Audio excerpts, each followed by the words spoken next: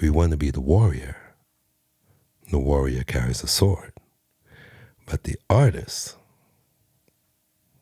is the real winner, because the artist puts his art,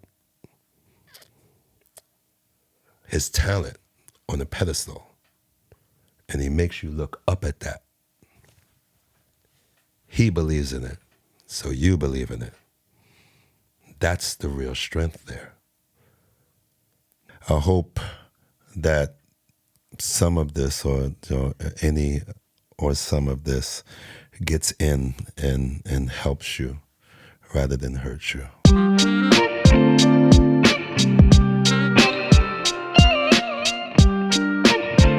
Stay tuned, stay curious. Enculturation Podcast. Thank you so much for coming on the show. Today we have a very special guest. He is a house dance pioneer known all throughout the world for his very, very soulful, musical, harmonious style. None other than Ejoe Wilson. Ejoe, you come a long way to be here. I really appreciate. Yeah, long way. You're in the boonies, but I'm happy to be here. Yeah, thank you so much for being here. Yes, sir. Yeah, we definitely got a lot to talk about. I'm very curious about all the work that you've done and the perspectives you've had from like the 90s to now on the commercial side, and also your experiences from the 80s. The 80s. 80s. Yeah. The 80s to now. That's how old I am. or how experienced you are. Yeah. So the 80s till now, and your views on where dance came from into what it's becoming now, especially in America and overseas. Well, you will understand that a lot of the stuff that I'll be talking about when you ask those questions are opinional. One of the problems, well, I wouldn't say a problem, but one of the challenges that we have to deal with as dancers and teachers is we all saw it a different way. Mm-hmm. So my story coincides with other people's story, but with respect, they can disagree. I can disagree because we all saw it a different way. So some of it is, most of it is truth, but it's opinional because other people's truths are not necessarily your truth. So this is my disclaimer, and that say not to say that everything that I say is very serious, and not to say that take a grain of salt, but I'm speaking from what I know. Basically. Yeah, it reminds me of that example of seeing the shadow of something, and then depending on where you are, the shadow can be like a diamond or a square or a circle. Can be bigger than you, can be smaller than you, depending on the angle. It's a matter of perception. That's basically what you're saying. Yeah. So I'm definitely interested in your perception. So yeah, well, I have an angle. I deal with angles. That's what I do. So I'll tell you what I know. Oh, right. So I've heard that you brought house to Japan. Like, can you tell me more about that? I am, or one of the people, right? Yeah, one of the first. With all due respect to all of my Japanese friends, I don't think that a lot of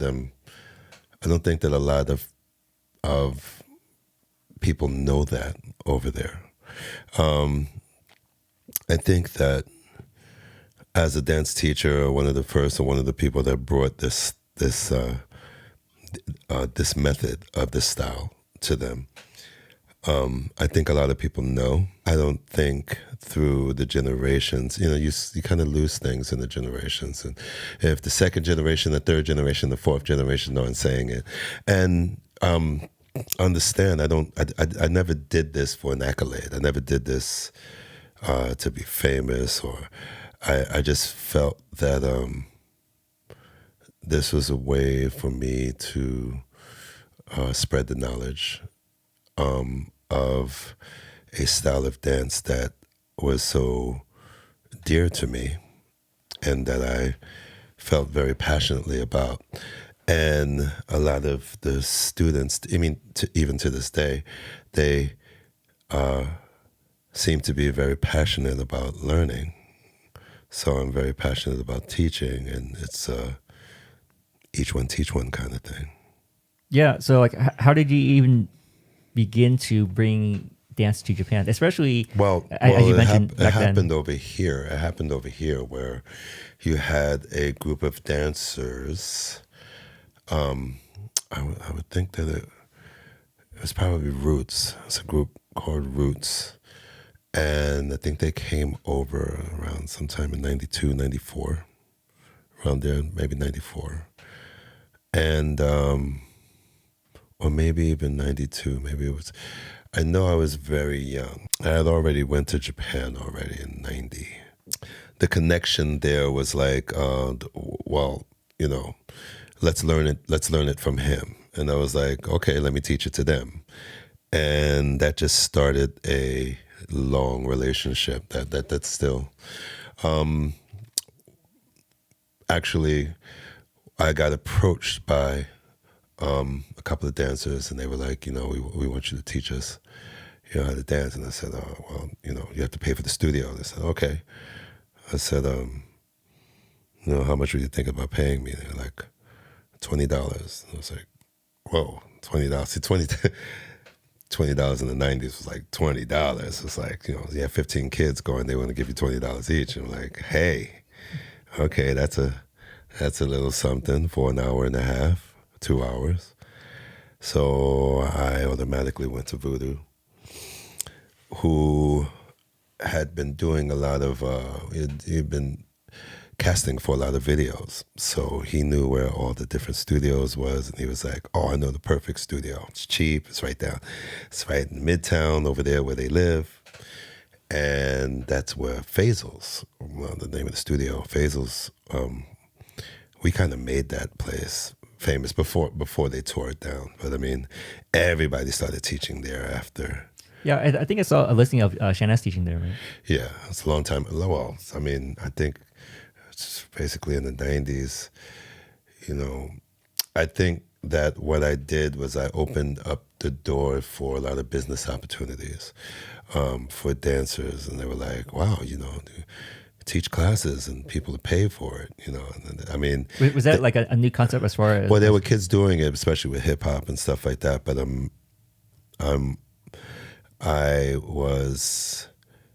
I think I was key in building a curriculum, teaching it a certain way.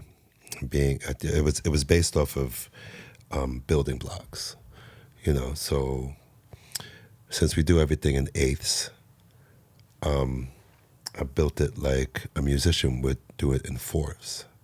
So if you're doing a pas de bourrée for a fourth, and then you're doing a cha-cha for a fourth, and then you do.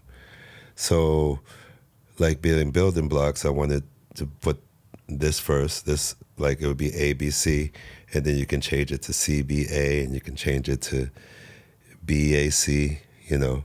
But the objective was to be able to go from one block to another seamlessly. So this is what I was teaching, or this was the basis of the curriculum that is popular worldwide now. I mean, and that's the thing. I don't think people know that.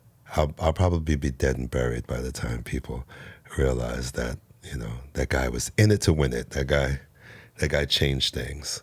Well, hopefully we can do some damage with this episode. Damage. Well, you know, I mean, I don't need it. You know, again, when you've had fame, and you've lived through it and stuff like that, it's not the most important thing. I mean, for me, just to be remembered, you know, or it's not the fame, it's the acknowledgement. Yeah, I had a guest here recently, Nasser or Ishmael. Okay. And we were talking about capoeira, and one of the things I saw that was really valued is the concept of lineage. Like they know exactly where their stuff comes from what master. Well, and so I mean, forth. it's important Yeah. to the culture that you not only pay it forward but pay it back. And this was my way of paying it back for all of the stuff that I was learning and how it was changing me as a dancer. It wasn't just a money grab. It was a way to make money, and it was also a way to spread this thing that everybody didn't know. See, I mean, this is where it's important. Kids dance house now, right? And I mean, kids all over dance house. This wasn't a thing, because because kids don't get clubs. Kids don't get clubs until they're 21, right? Mm-hmm. So when you see a 10-year-old kid dancing house, I would like to think that I had something to do with that. And that's what makes me happy. That's the accolade that I like. The fact that younger dancers are doing a dance style that they know nothing about. I mean, when we were kids, the first clubs that we had were roller skating rinks. You know, this is the first big music, lights, you know. You go and talk to a girl, you want to learn how to skate backwards, you know, like, you want a cream soda, you know, like, this is, I mean, we were thrust into the club culture at that, and we're on wheels, right? So dancing in the clubs was one thing. For that as a thing to come down to the youth, and now you have kids that dance house as a style. I know that I did, and I know that I had something to do with that, and that makes me happy because you wanna do something important in this life. Yeah, the trajectory and impacts that it has right now. Could you ever see it have coming this far, or like were you just in the moment? No, not at all. It's all in the moment. It's. See, you know how they say a house is a feeling. Well, a lot of the stuff that we do is also a feeling. You know, it just felt right. I wasn't like, okay, let's teach kids. You know, it was like kids would come into class like, I want to learn this too, and I was like, absolutely, you know, which means you know it. You know you're doing something right when the youth are like, hey, what's that? You know, because they have so many things, so many, you know, they have so many distractions for them to focus in on this kind of dance. And I mean, they always focus in on dance. I mean, that's what kids do. But it's not just one style. It's not just one thing. You know, it's a multifaceted kind of dance conglomerate. That's what house is. It's a hodgepodge of different styles that we're all doing to a monotone rhythm. How did you learn how to teach? Slowly. The reason why I asked that is I remember my first teaching experience, or my first like teaching myself experience, where I was with a friend Aaron. Shout out to Aaron, and we were doing our first show, and he was a lot more trained, so he knew how to count, right? And I was at the level of like counting 1, 2, 3, 4, 5, 6, 7, 8, 9, 10, 11. And he's like, Ben, you repeat at 8. Or, Yeah, like, okay. you still don't do 11. Yeah. Well, I had that. I couldn't count. I could sound it out. I was like, you know. But I got better. So you have to understand, I never went to class. I'm a self-taught dancer.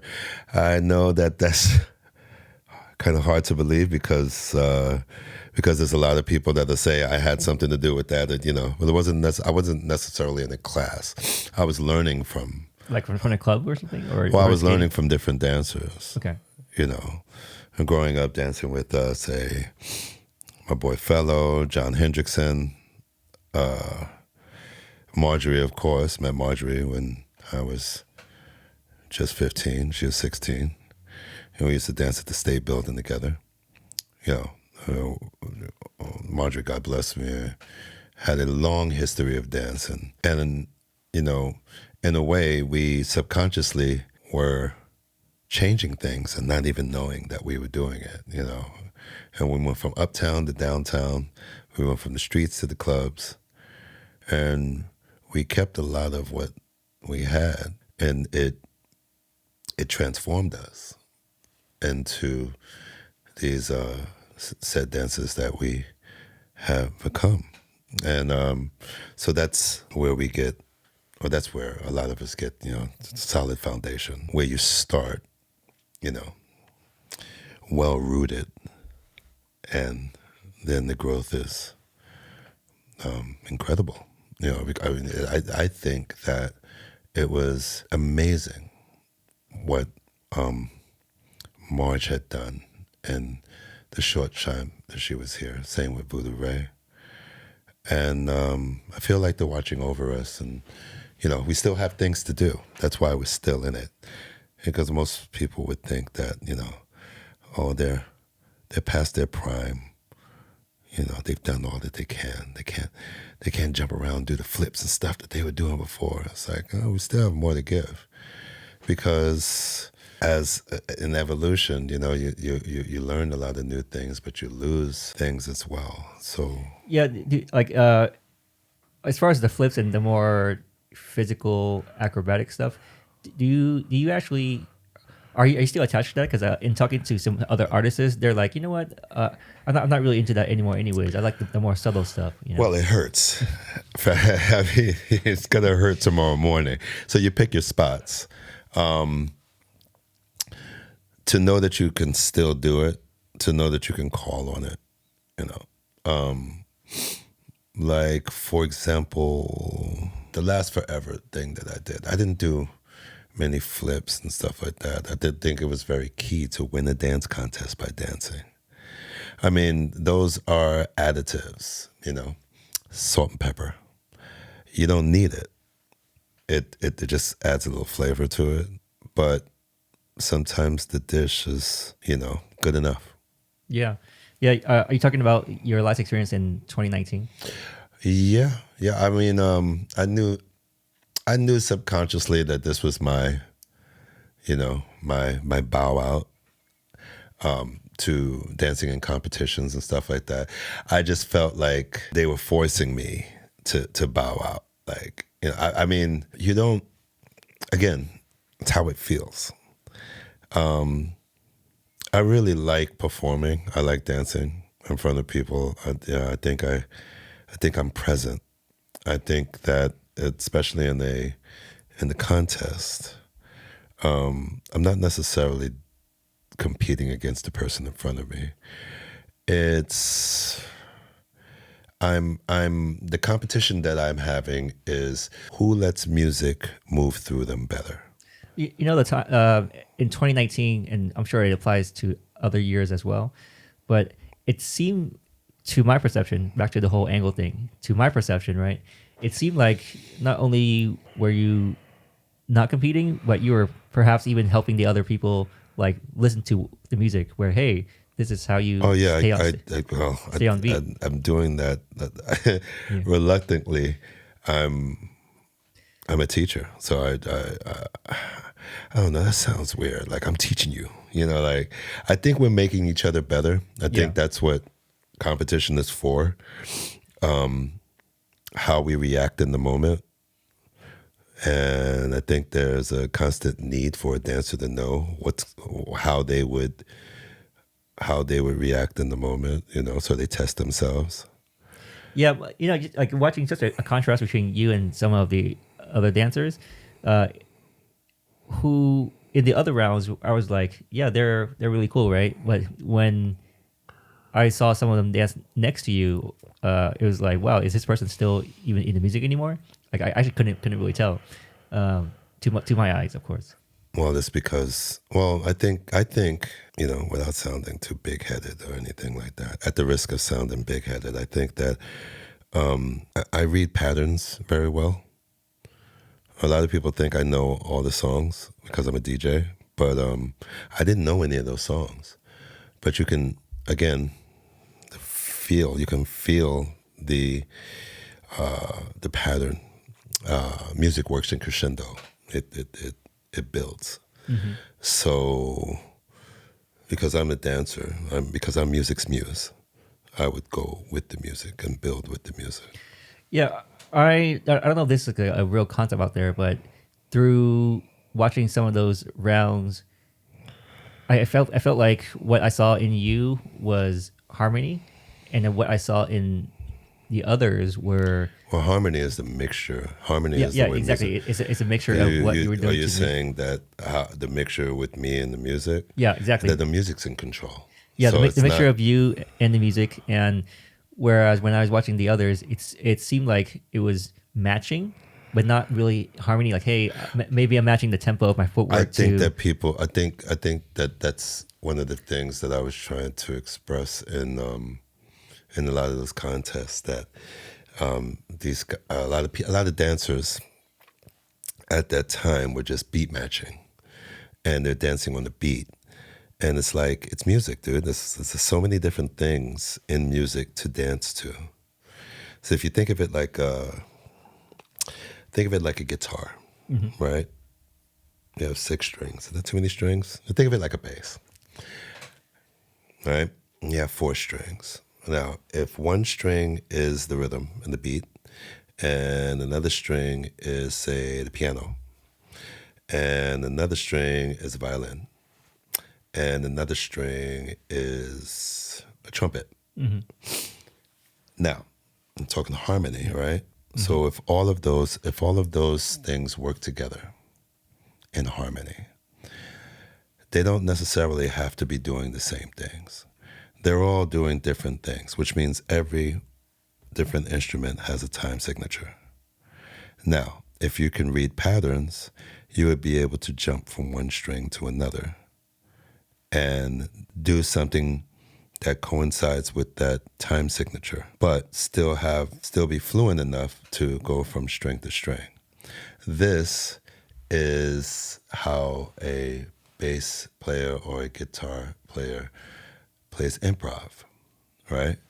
Because they're not thinking C, D, G, C, A, D, D, D, you know. It's just, it's going from the mind to the hand. So the hand has to be trained, and that's where you're able to get more notes out within the perimeters of the time that you try to make it fit.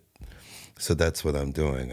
Again, it's really weird to put it in words because it sounds very complicated. When I was briefly studying music theory when applied to the piano, right? So say, for example, I think A4 is like 440 hertz or something like that, right? And then if you play a half note up, it sounds dissonant, but you play like a whole note up, it sounds in harmony. Right. And so what that taught me and how I applied it to those rounds was like, you could do the same exact movement or timing, but if the relationship between what you're doing doesn't match or isn't compatible with what is being followed. But that's limiting.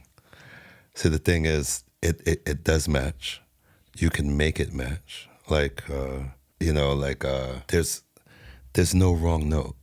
You know, like Miles Davis said, like you play a wrong note, there is no wrong note. It's just where you take it from there. If you're confident in it, then it was the right note, and it came out of you without thought. Yeah, I guess I wasn't trying to imply that it was a wrong note, but it's more so like being either intentional or confident with it. Right. Well, again, if we're talking music theory, it's weird that we're talking music theory. If we're talking music theory, there's so much in just a basic note structure or chord structure that creates tension and release. And you feel that as a dancer. You know. Now, if you're completely connected to it, then you would do something at the right time that explains that tension, and then come right out of it on the part where the music releases that tension. It's why it's such a beautiful relationship, dance and music. Now, if you're able to express that every time you dance, then I think that's key. That in competition, there's no way somebody just jumping on the beat can beat that. Yeah. So let's talk more about that, right? You mentioned many times about how you let the music be in control. But what I mean by that, you're the dancer. You're controlling what you do. Mm-hmm. But what I mean by that is kind of like you're letting the music take you where. Yeah.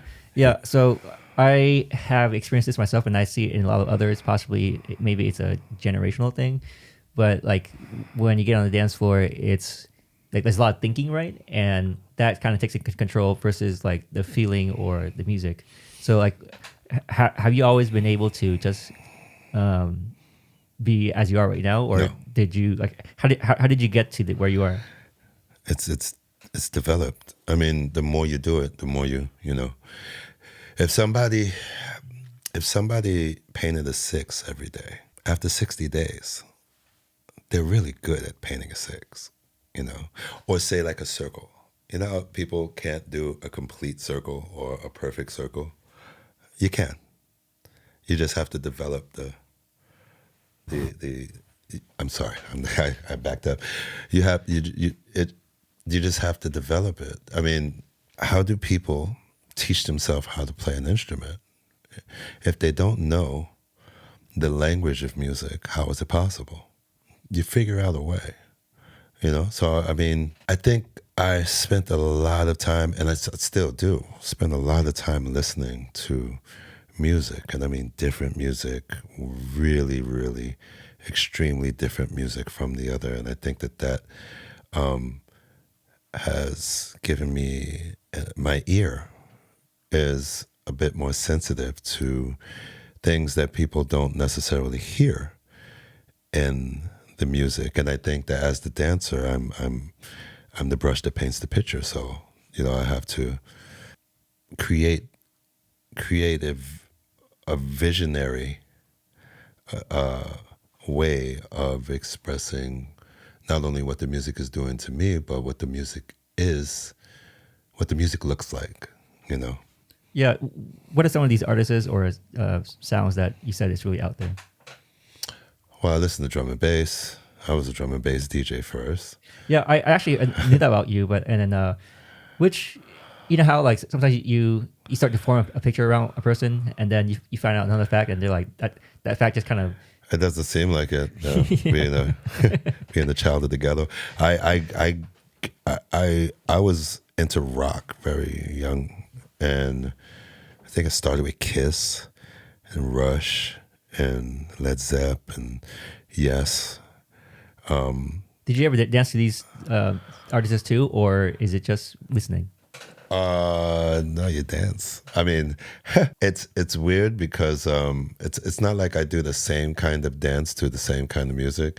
It's like, you know, different music makes you move a different way. Mm-hmm.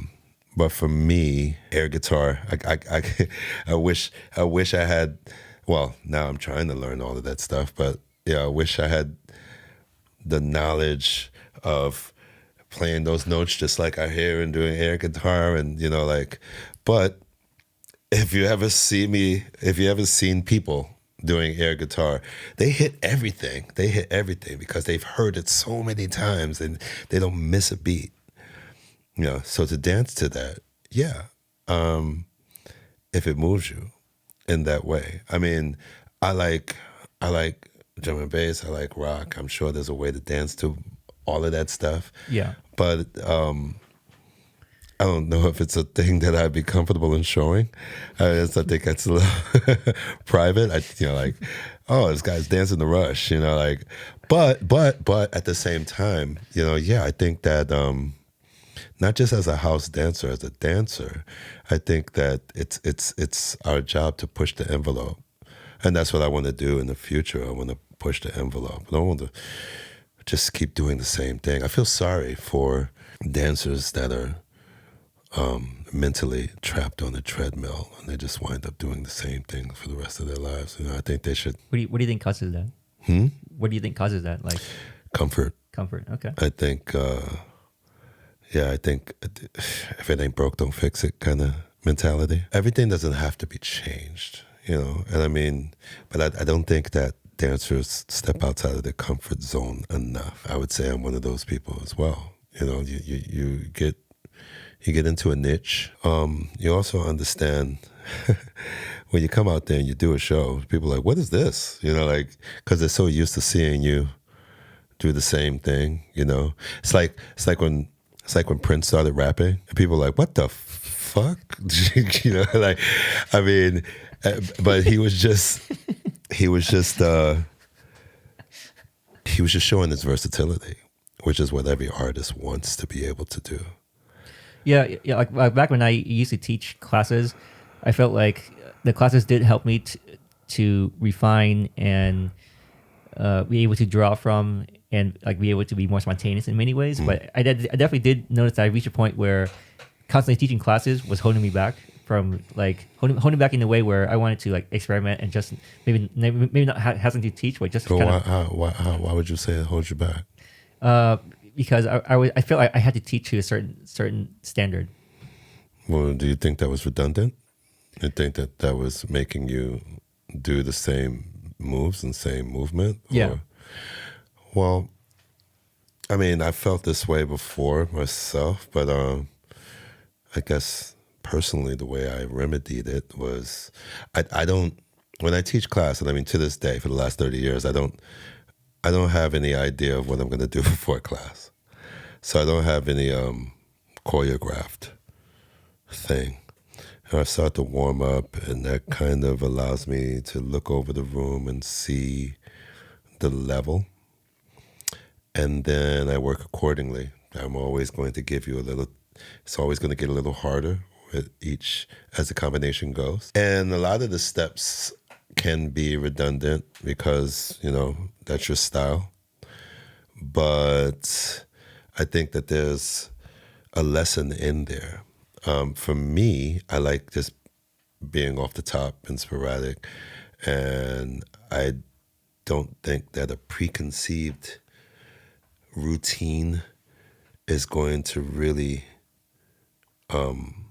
be good for both of us. So, I mean, I think it keeps me on my toes because now I can go, okay, let me make this a little harder for them because they got it so fast. And let me, if I already made the routine, then, that takes that away from me. Unless I just change the routine or put something different in the routine, which I'm allowed to do as the teacher. But I think that too many people limit themselves, and there's always more to gain, even from those beginner classes. I mean, my beginner classes are not beginner classes anymore because everybody does beginner classes and everybody takes beginner classes. And it's like, when do you stop being a beginner? But I think it's like they're in their comfort level. They're in their comfort zone. So I want to push the envelope and take them out of their comfort zone. When I saw one of your class listings in New York, it was the first time I was introduced to the concept of an advanced beginner. I remember. Yeah. Yeah. I was like, what is an advanced beginner? Well, it's something in between. Yeah. It's just a word. If I say intermediate, that's going to scare people away. Ooh, I can't do that, kind of thing. It goes back to the first thing that we were saying. It's all a matter of perception. If a person's taking beginner classes for the last 5 years, do you really consider yourself a beginner anymore? It's like, is there a class for you? And you go to intermediate class, and it's like, I mean, if you get your mind blown in intermediate class, then it knocks you down a peg, and they might not come back.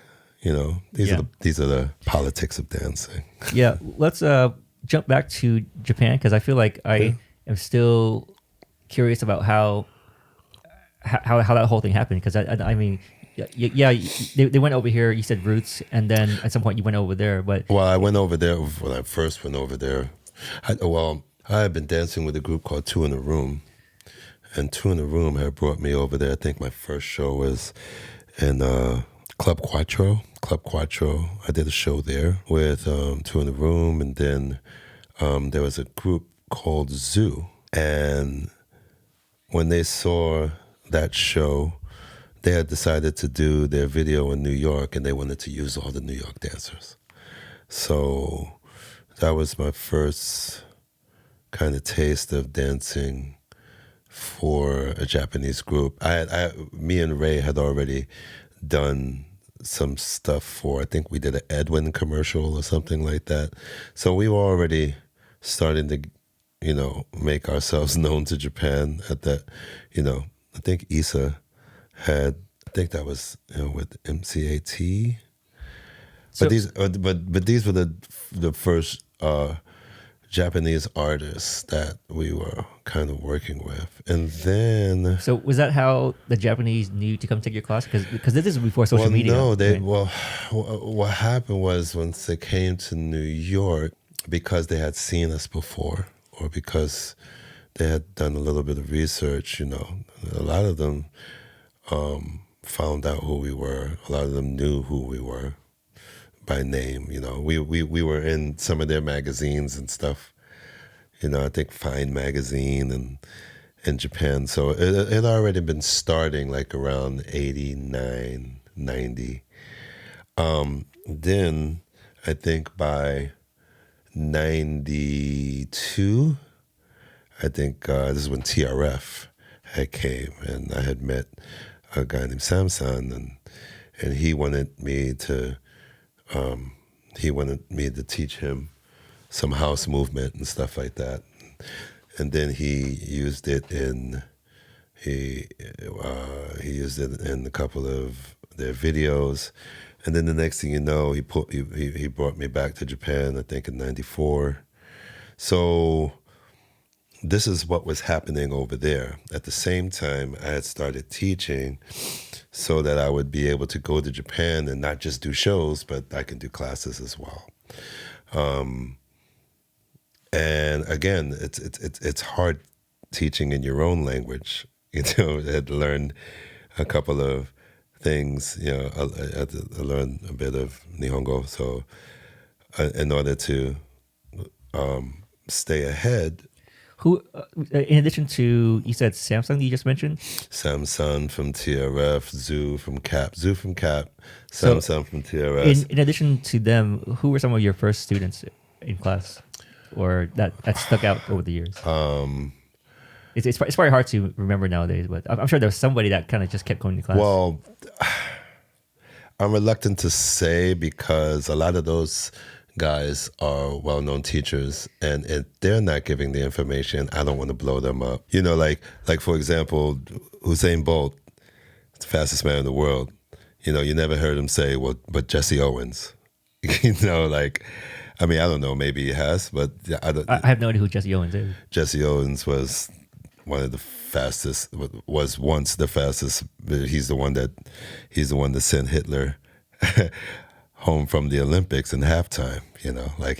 They couldn't beat him even with their performance enhancing drugs that they were using. He was just faster than everybody. He was the fastest man alive. And being as though now Usain Bolt is that, would you ever hear him talking about, the history of it? It's important. I'm sure he knows, but does he talk about it? I hope I don't get in trouble with Mr. Bolt for that. But you look at it this way. When Michael Jackson first started and you see him dancing, you totally see James Brown in there. And he never let you think that he wasn't following James Brown. As a matter of fact, we were all sons of James when we were younger. So we loved James Brown, and we loved his dancing and loved his, Now you go a generation later, and everybody's dancing like Michael Jackson. But who is Michael Jackson dancing like? He never hid that, right?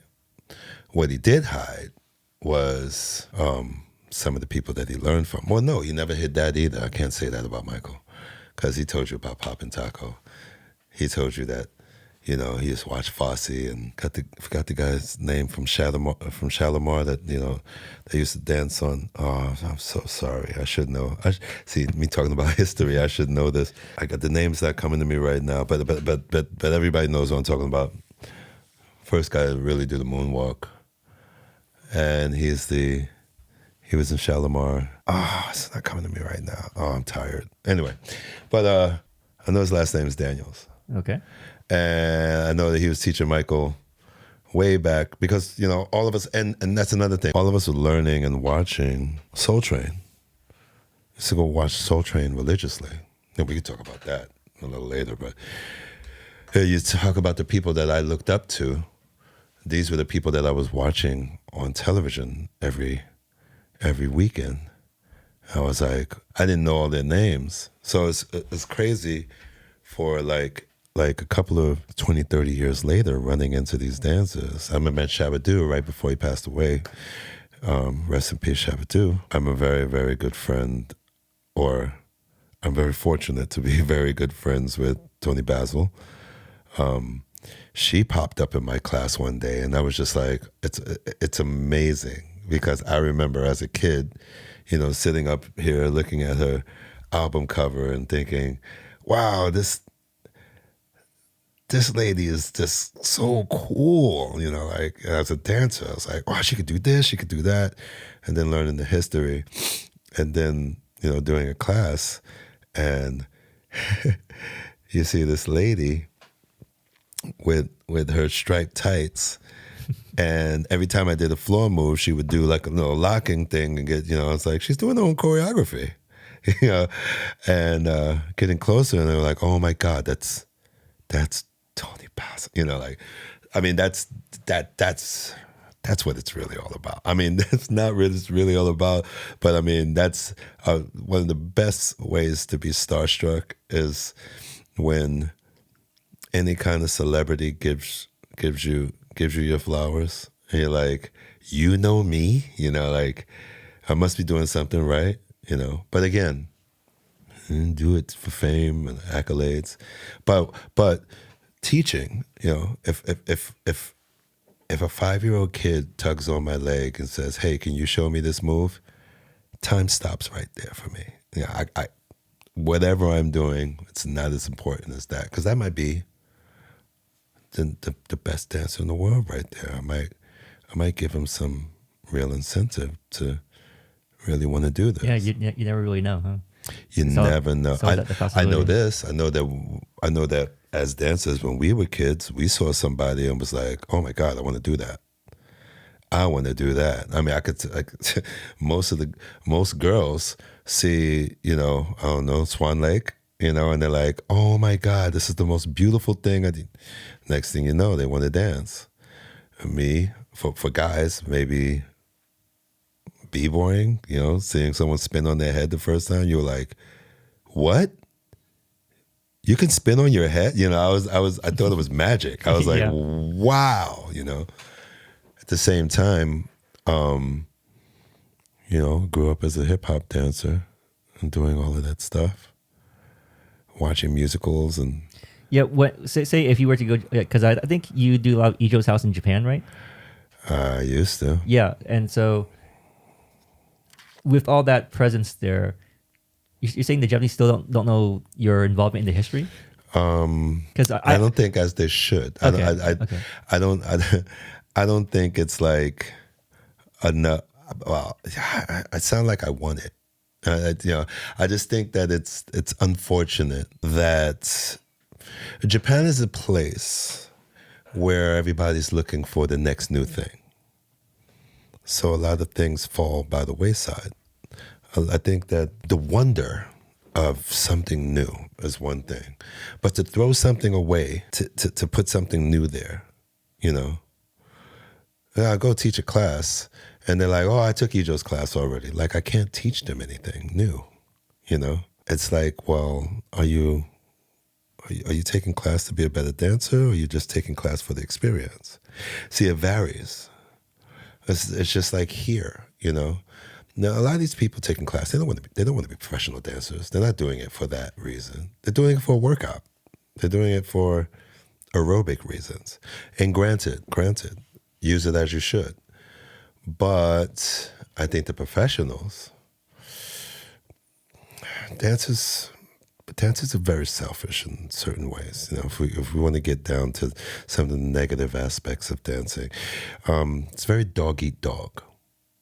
Is because it comes from the streets, so there's that scarcity mentality? It's not. Even the most prestigious dancing is dog eat dog. I don't know. We don't have any unions. And we don't have anything taking care of us as dancers. And even if we do, there's always going to be a dancer to cut somebody else's nuts. There's always going to be a dancer to be like, I'll do it for cheaper. It's one of the reasons why I can't get the price I want like before, because there's so many people doing the same thing I'm doing. That's Japan for me. It's like I have built so many Japanese teachers that they forgot the original one. I have so many people. And the thing is, I'm not saying that I don't have the respect. I have more than enough respect in Japan. But I also feel like I created a monster. You know, I feel like there's too many. It's just a cash grab. And there's too many people doing the same thing. I mean, same thing here. You don't want to compete with your own brothers, you know? But, and there's enough food on the table, you know? We can all eat. But we not, why do we have to step on each other's toes? You know, we're not appreciated enough for the people that we are. I think that I would think that to speak on a lineage would help someone establish their own credibility. Well, that's fine. That's fine, speaking on the lineage. But at the same time, you know what? You weren't there. You missed it. It's never going to be how it was. Okay. So we move on from that. Don't forget us. We still need to work like you, but don't take the little bit that we've shown you. And this is what this is the whole thing about house. You know, the reason why there's so many teachers, because they take a little bit of it and they go, okay, I got it. Now I can teach it. Now there's no need for them. We can save money. We don't have to fly them out over here and put them in a hotel and all that stuff. We get somebody that dances just like him. And when I say just like him, I mean mannerisms, hairstyle, everything. I have seen, let me try to be careful with my words here. I've seen somebody that highly resembled you. Yeah, I saw that. Like, he's a friend of mine, and he did it on purpose. And the thing is, you gotta explain what that means. Well, what did they say? Because like it's the highest form of flattery. Yeah. You know, for me, and I've said this to him. I said, I don't want you to lose yourself. You know, but if you wasn't as confident as yourself as you were in being me, and you won the contest by being me, well, that just shows that you're good enough to do it yourself. You know how hard it is to copy someone else? You know how hard it is to lose yourself while you're copying someone else? It's a mental exercise, you know? And seems like a lot of work. It's a lot of work. It's a lot of work to look exactly like someone. I mean, it's not easy. Yeah, exactly. But I mean, I was like, well, what was the reason for that? You know, what was the reason for that? I think that people were so amazed by somebody that looked, you know, and I wasn't totally against it. I mean, I'm not going to do a show with him. You know, I'm not gonna be like, here's the because people are like, you know, there's too much nationalism in it. You know, this is the Japanese Ejoe.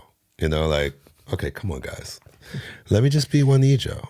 You know, and you can, but I mean, it feels like we're shooting darts at the Japanese. You know, it's like everyone. This is not the first. Yeah, carbon copy that I've ever had. You know, this is just the best one. This is the best one. So my goal, the result can vary, but my goal isn't to shoot darts at anybody, but more so just like to peel back. Well, you bring the it layers. to attention. Yeah, you bring it to attention. See, the thing is, a lot of people would like to hide things, and this is why I was saying I wish more people knew. Because I think there's a reason why you keep some of this stuff to yourself, because you want your own identity. You understand? Which is why we go back to the person that was being the carbon copy. And when I spoke to him, I was just like, okay, you did it, but don't make it a thing. You know, I mean, you could be the fucking Rich Little of dance. I mean, what if he did a show as a different dancer every time?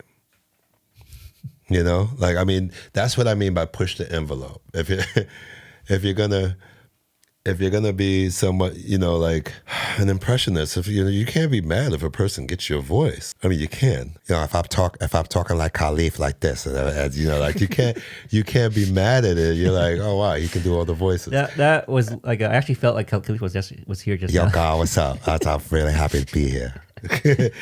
No, but I mean, but that's just out of love. I love that dude.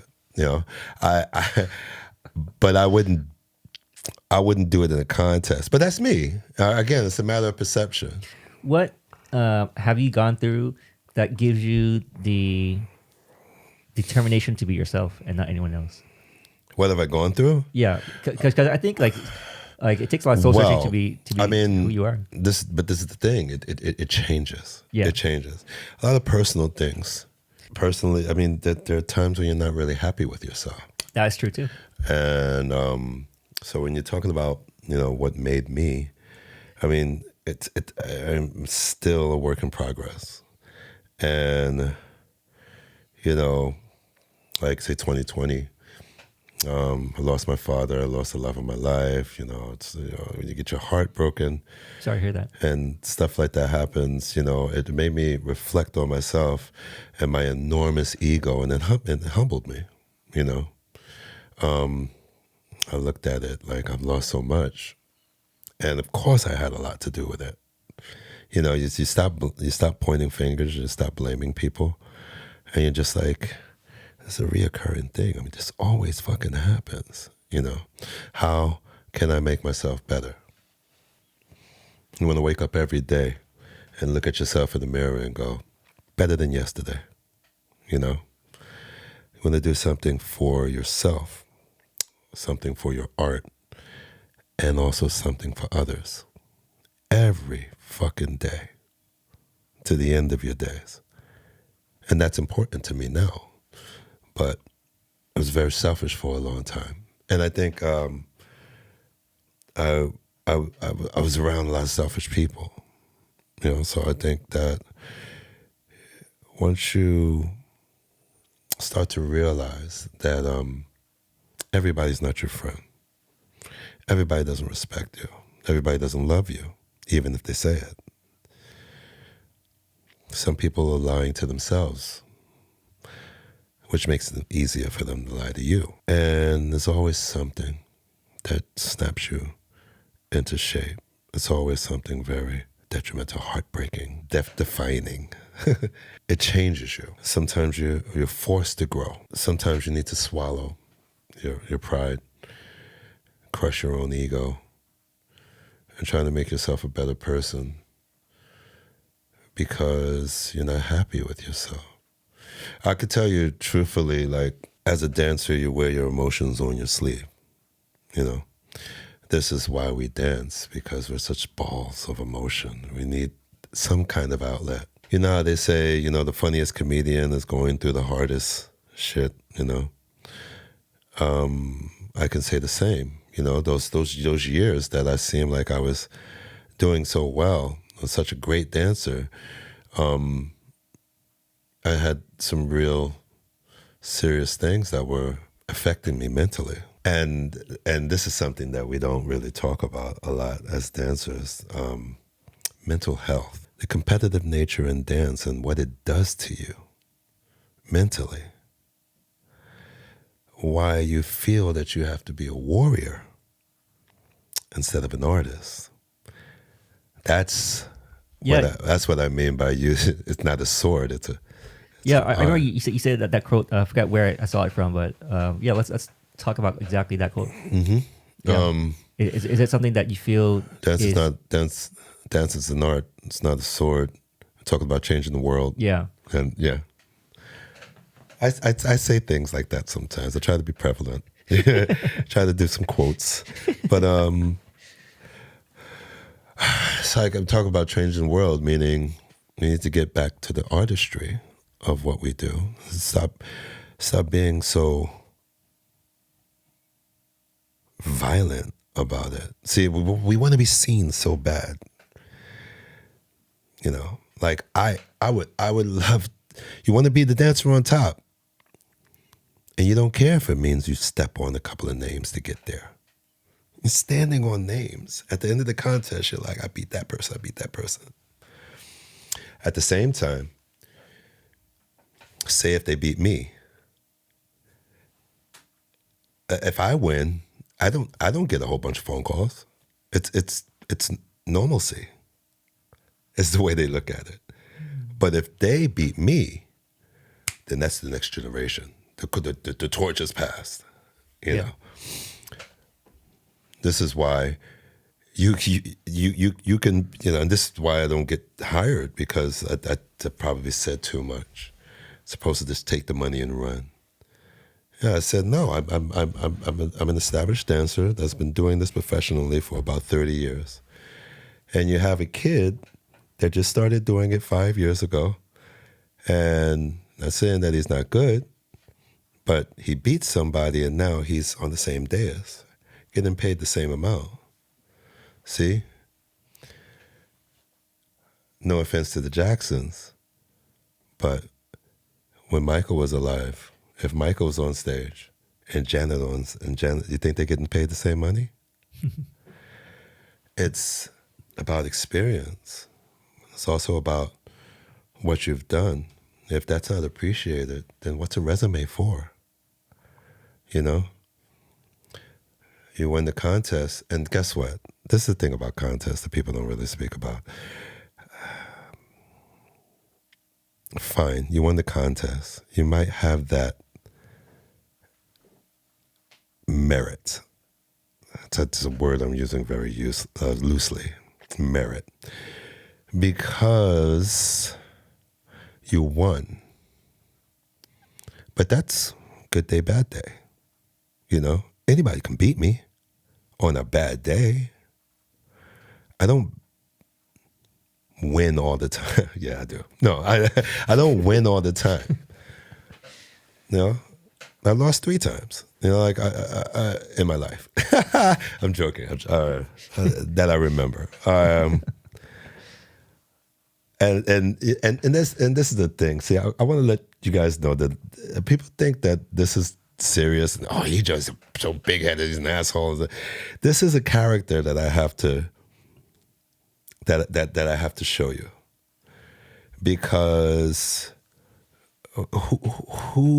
who respects or even understands weakness or self-doubt? That we all wake up with that, but we can't show it to each other because it makes us look weak. We have to be strong for the weak.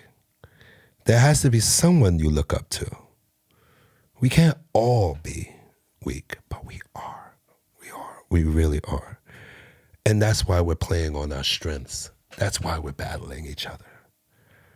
Because we want to seem or be seen as strong.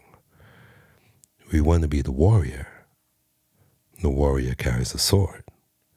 But the artist is the real winner, because the artist puts his art, his talent on a pedestal, and he makes you look up at that.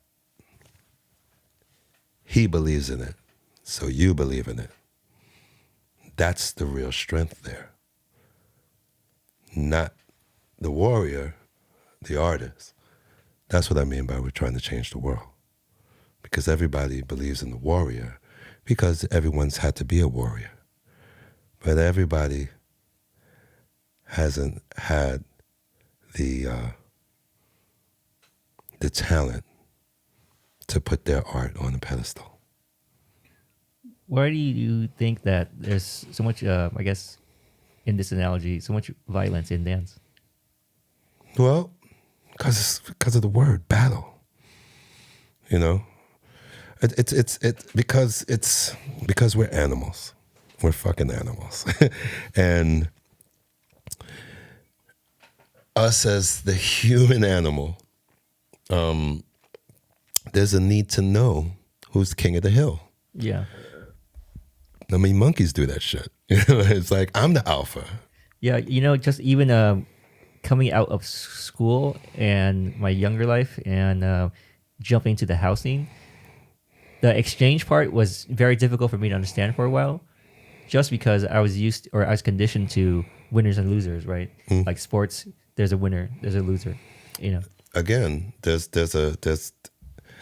an overbearing need to know who's better. And truthfully, that's, again, you're king for a day.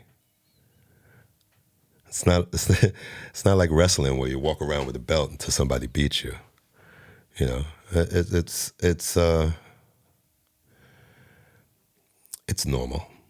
So, on the topic of battles, what prompted you to enter some of these battles in the first place? If in 2019 you felt like the monopolizing of a certain way of dancing and people redefining that as house. Okay, can you speak a little bit more on that? It made me feel like what the style that or method of the style that I was doing was going to be forgotten, and I couldn't let that happen. Not trying to save a style here. It's not for myself. And that's what they said, you know, I thought Ejoe's a legend. Why is he, you know, it's like, I'm a battle star. I like to play the game. Why I can't play? Am I that good? Let's see if I am. Because you're that good. If you beat me, you're that good. And why can't I play the game? Why do you have to put me down in order for you to be someone? I don't get the same. But fight with somebody your own size. If you've actually gotten there and you feel that you're going to change everything, beat me. As for, at the same time, I was told by, you know, Ray, God bless. Ray was like, yo, you don't have to do this shit. You know, like, you're already, you know, like, look at it this way. If you're a king, you don't have to come down and play with your subjects.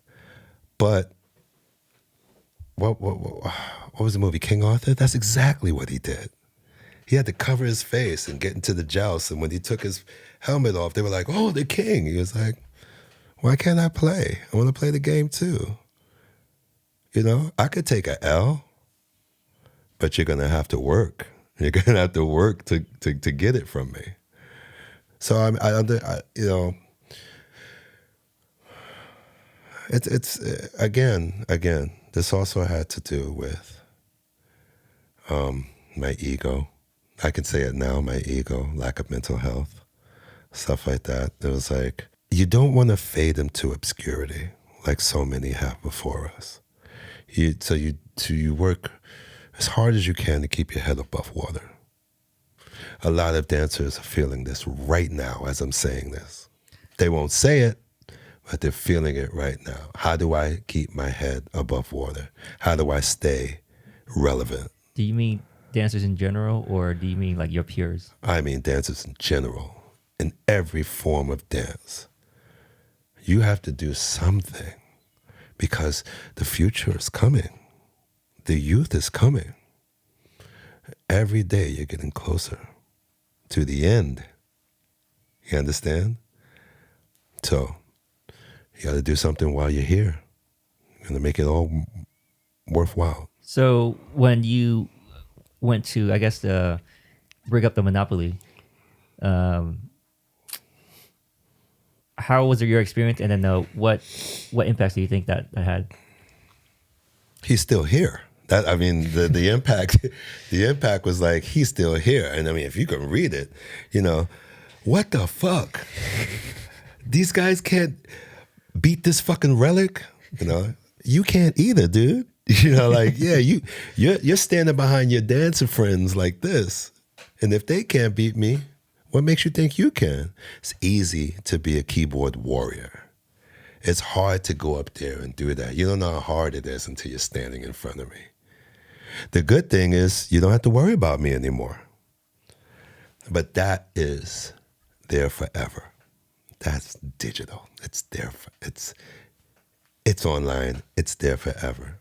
So I'm fine with that. I really needed to show that there's a different way of doing things.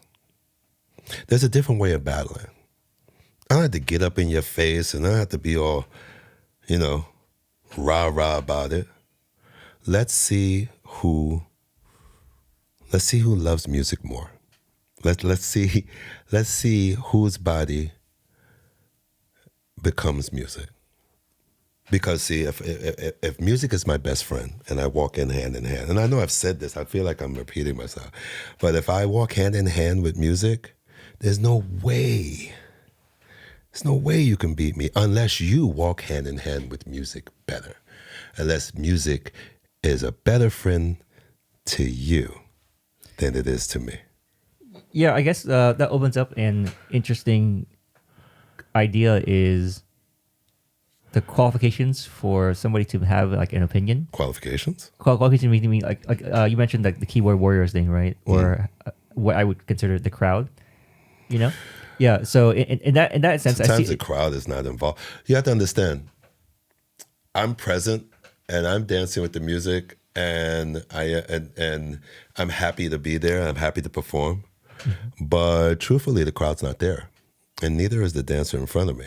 Yeah. So what I mean is like, aside from what you're doing and what the other person's doing, where it's like if in some situations where the crowd decides who's the winner, I see. Yeah, Okay. yeah. And so and that's because like, well, see, the crowd approval thing does not always work. Yeah, because the reason it doesn't why make is sense. because a lot of those people are more popular over there.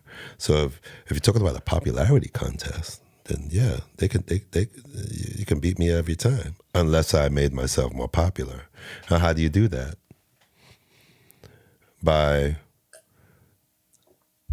showing, by gaining fandom, by gaining fans. I think that when you go and you win a contest in a place that the dancer in front of you is more popular than you are, then that must mean that they recognize something that popular person didn't have. And this goes back to hand in hand with the music. You're beating popularity. You're beating fandom. It's hard to do. So until other people do it, they don't respect it. A lot of people are like, oh, this, that, and the next thing, and they have all this stuff to say, but they have never done what we've done. A lot of people talk about my talent or lack thereof, according to them, but they have never even scratched the surface of their own ability. So it's easy to talk. Can you walk the walk? Yeah. Are you cool if I bring up a clip and then we can... Sure. Yeah, like break it down through your eyes? Oh, which clip is it going to be? Which clip are you... Oh, no, don't make me choose. You choose. It's your show. All right. All right, OG. OG, who I respect immensely. I thought this clip was a good contrast between like your approach and his approach, and also your energy level and his energy level. Well, the energy is there. He's a younger dancer. He's gonna have a lot more energy than me.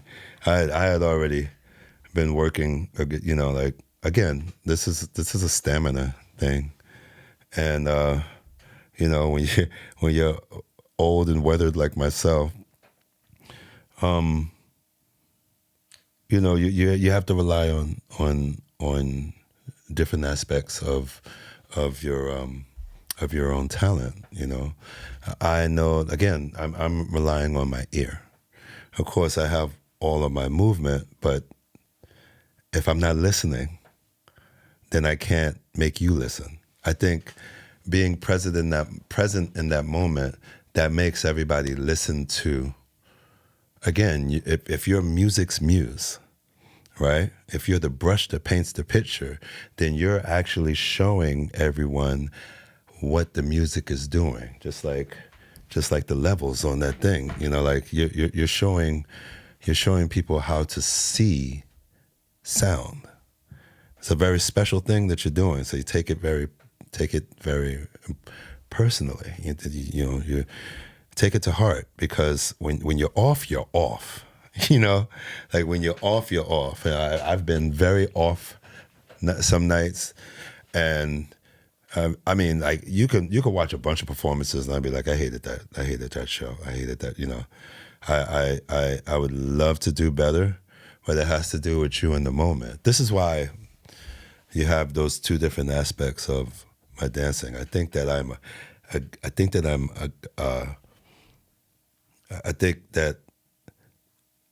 I do well in performance, and I'll also do well in battles, but it's two different dancers completely. It might seem like the same dancer. I think it's turned into the same dancer, but before it was like, this guy's an animal battling. He's like a fucking wolf. I'm gonna turn into a wolf on you. And I'm more laid back as a soloist. But I think that what happened with the battles is I started becoming more laid back because I didn't care. I don't care. I don't care about winning. I don't care about losing. I just want to be seen, you know? You're going to think what you want anyway. And there's many times I've won the contest and everybody's made me the loser. And vice versa. But it's like, it's not up to what they think. I know a lot of people that have seen the contest and been like, yo, you lost that. And they look at it a couple of years later and they're like, yeah, you won. You know, like, again, it's a matter of perception. Yeah, I couldn't agree more. I think the play-by-play we just did is very useful, because in other whether you call it sports or martial arts, you know, whether it's like jiu-jitsu, there's like a play-by-play and people commenters break down what's happening, and then the crowd can be more informed in that regard, right? So, because I think with dance, it's not always clear what's being judged on, or if there's any agreed upon criteria, even between the judges. Right, or even between the person that's not the judge. You know, again, someone's always gonna. You know, I'm amazed when people say things like, you know, the people won that day. You know, there shouldn't be any winner and loser. You know, stuff like that. But that's not reality. You know, and the thing is, you have to realize that this is the game that we play. This is a game that we play, you know. It's like drinking alcohol, you know. People say, I'm a good drinker. What, at measuring poison? You know, like, what's a good drinker? I'm a good gambler. Well, you're a good gambler? You mean the odds work more for you than against you? Okay, I can, and you lose, you know? And I mean, but you have to be able to lose, you know? I think it's very important for winners to lose. Like people I have a spotless record. I'm like, you'd be a better fighter if you just lost one time. Because to lose and to come back better, there's more to that than just being the person that beat everybody. Okay. I won't tell you. I need to tell you and everybody else that this contest almost killed me. I had to go to the hospital.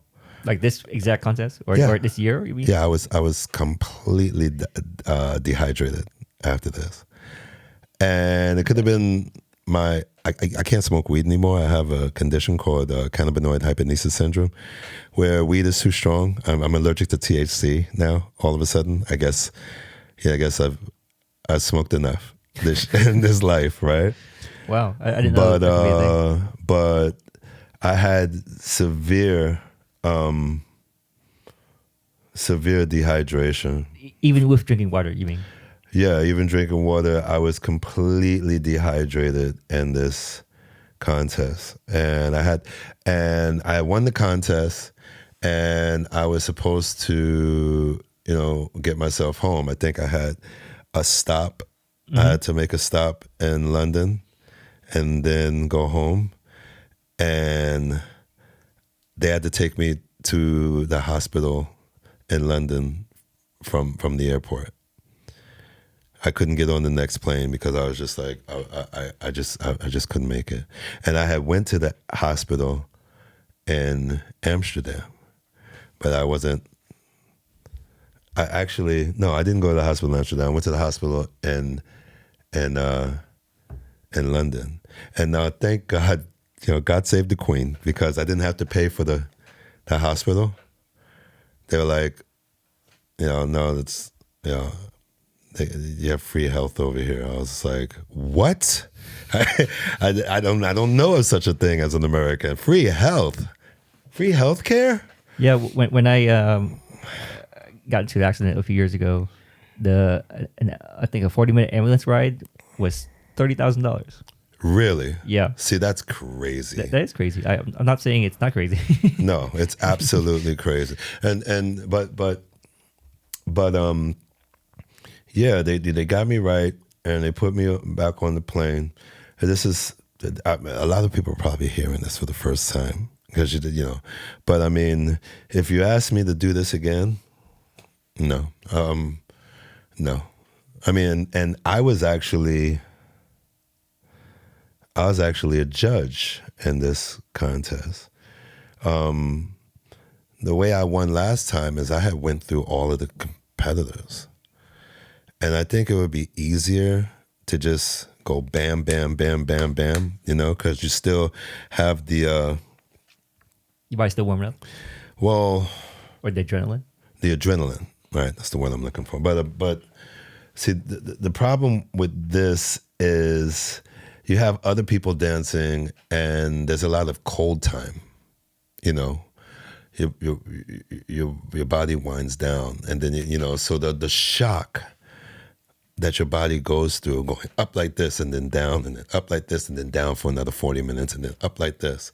Or even as a judge, you watch all of these dancers for like 6 hours, like 6 hours, and then they're like, we got to give you a half an hour before you get up, and so you got to stretch for a half an hour. You haven't danced or anything like that, No offense to John, no offense to Forever, but it's an endurance contest. And some people, they don't smoke, they don't drink, it's easier for them because they're healthy. They're super healthy, But it's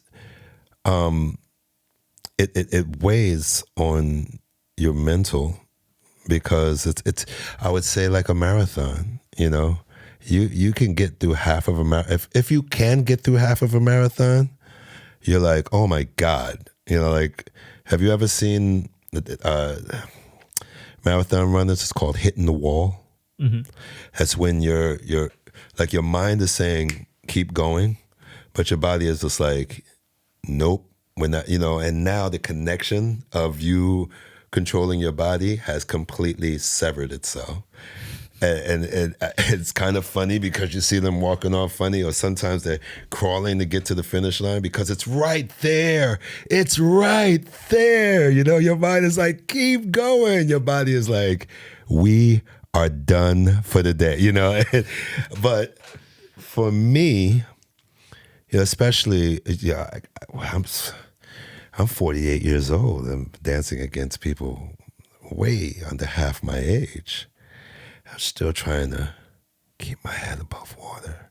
Are you 48 now or 48 in this clip? No, I'm 48 in the clip. Okay. I'm much older now, which is why I'm not doing this anymore. Imagine I come back one more time to beat everybody.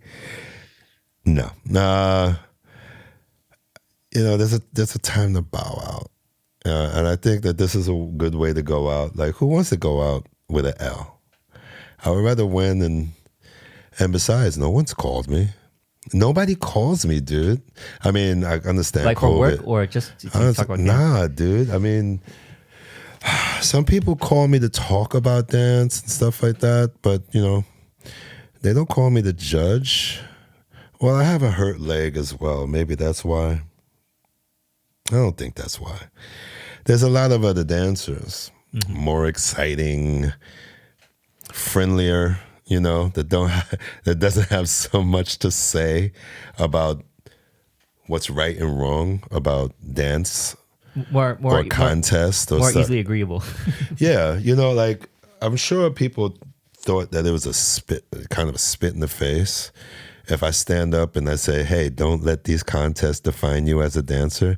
That's just me being honest and truthful. You're better than this. This is just what we do. Because then there's two parts, right? There's building the event as a separate entity, and there's building the dancer. There's also contest dancers and real dancers. Did you say that? So what? Contest dancers aren't real dancers? No. Contest dancers can be real dancers, but if a contest dancer uses a contest to define themselves as a dancer and never tries to do anything other than contest, yeah, you're a contest dancer. Okay. So, I mean, doesn't make you an Olympian. That's what you think. See, this is the thing, and I'm just really, really good with words. Okay, everybody. My mom was an English teacher, professor. So let me educate you a bit, okay? You know how dancers are always like, yo, let's train? Training is for athletes. Training is for sports. Rehearsing and practicing is for artists, is for dancers. You know how they say practice makes perfect? No one said training makes perfect because it doesn't. It doesn't. Sports, most sports, there's a ball. Okay? I'm just playing around with this, but you have to understand that this is the problem with these words. Dancing doesn't make you an athlete. Dancing is athletic, but it doesn't make you an athlete. Sports makes you an athlete. Sports, which are also athletic. And this is where we get it all mixed up. Because one is a sport, one is an art. Now, let's play around with the word some more. Sports show artistry. Some people are very artistic in the way that they play the sport. Say, Lynn Swan, Dr. J. I'm saying a lot of old, even Michael Jordan, Kobe Bryant. You know, like their artistry and the way that they do it. George Gervin, you know, like, or Allen Iverson, you know, like there's artistry. Doesn't necessarily make you an artist. Well, depends on how good you are at it when you go above the sport of it, when you're the only one that can do it that way. There's always an exception to the rule. But let's just keep these words in mind, right? If you're a competitive dancer, doesn't mean that you're not a dancer. There's a million kinds of dancers. And I'm not saying one is better than the other. I'm saying if you get caught up in the sport of it, using that word very loosely, if you get caught up in the sport or the competitiveness of dancing, you can most likely lose the artistry of what you're doing. You become so competitive that it doesn't allow you to reach and do things or try different things. You get so focused on beating the person, you lose yourself. You become the warrior. Would you say that happens because, like, who wins determines what's repeated? Meaning, like, if someone wins with, let's say, fast footwork, and then the next person says, oh, yeah, I have to do fast footwork, otherwise I can't win. And so that kind of kills out. Depends. I mean, if a person beats you with fast footwork and now you go back in the lab and you start working on your footwork like in a fucking kung fu movie, you know, like, then fine. But what if you worked on your footwork and he still beats you with the footwork the next, you know? And you have to go with what you know. And this is a strategy, you know, I think that people use. Rely on things that you know. I want you to think outside the box, but don't do anything Don't do anything crazy, because it's a 50-50 chance that you're gonna either hurt yourself or Now, and usually we as judges, we know, we can tell, like, oop, that was a mistake. Like, now, do we judge you on it? Hell yeah, we judge you on your mistakes. I mean, we don't want you to be perfect. We want you to feel perfect while you're dancing. We want you to show your feeling. Don't show me this one move that you've been working on, a million times. Chances are the whole rest of the world is going to miss that one move. I mean, you executed it well, but what came before it? What came after it? That's important. You can have a really juicy word to say, but it's the sentence, or it loses context. Yeah, how I would interpret that is saying less but meaning more. Say less. Less is more, But again, like I said, sometimes people go right out the gate and they're doing all this stuff.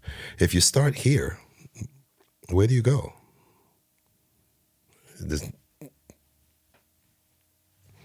So I mean, you have to pace yourself. There's a way to win. It doesn't necessarily win. It doesn't work all the time. It's worked for me. But it doesn't necessarily work all the time. So if I had a class, like, how to, I should do this, how to win dance contest class, they're gonna be like, oh, you only won 3 contests, like, yeah, but I won the best ones, how do you win contests? And it's just gonna show my strategy. Well, I would do all of this with a disclaimer. This is not necessarily gonna work for you the way it's worked for me. But this is just my method to the madness, I could tell you some of that stuff now. Like, I'll give you a little insight. Exclusive. If I'm going first, sometimes I'll let you win the first round, because I want you to set the mode, which means that I can rely on 2 rounds against your 3. That's how confident I am with. Or how confident I was with what I could do.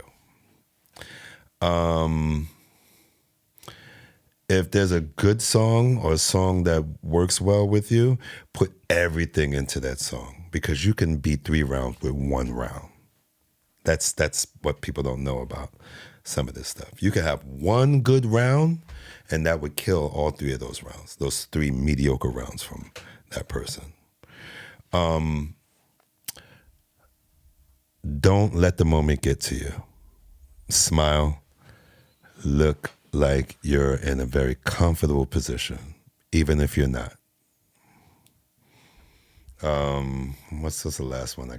I'm giving you too many secrets. What's the last one that I can tell you?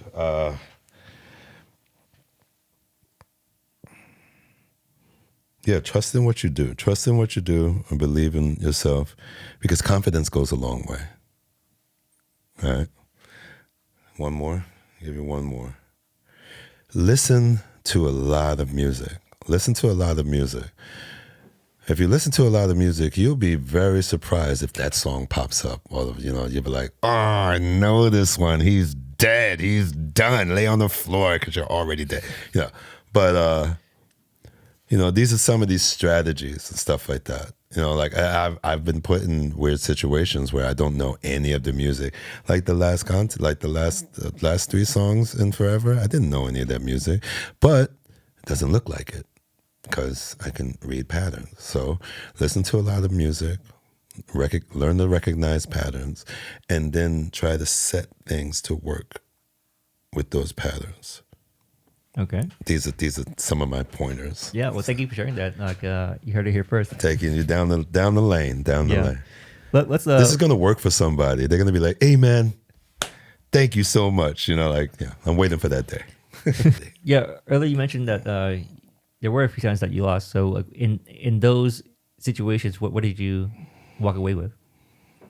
Knowledge. Yeah. Walk away with, whoops, I did that wrong. Oh, why did I do that? Sometimes you try to do a move and you didn't execute it well.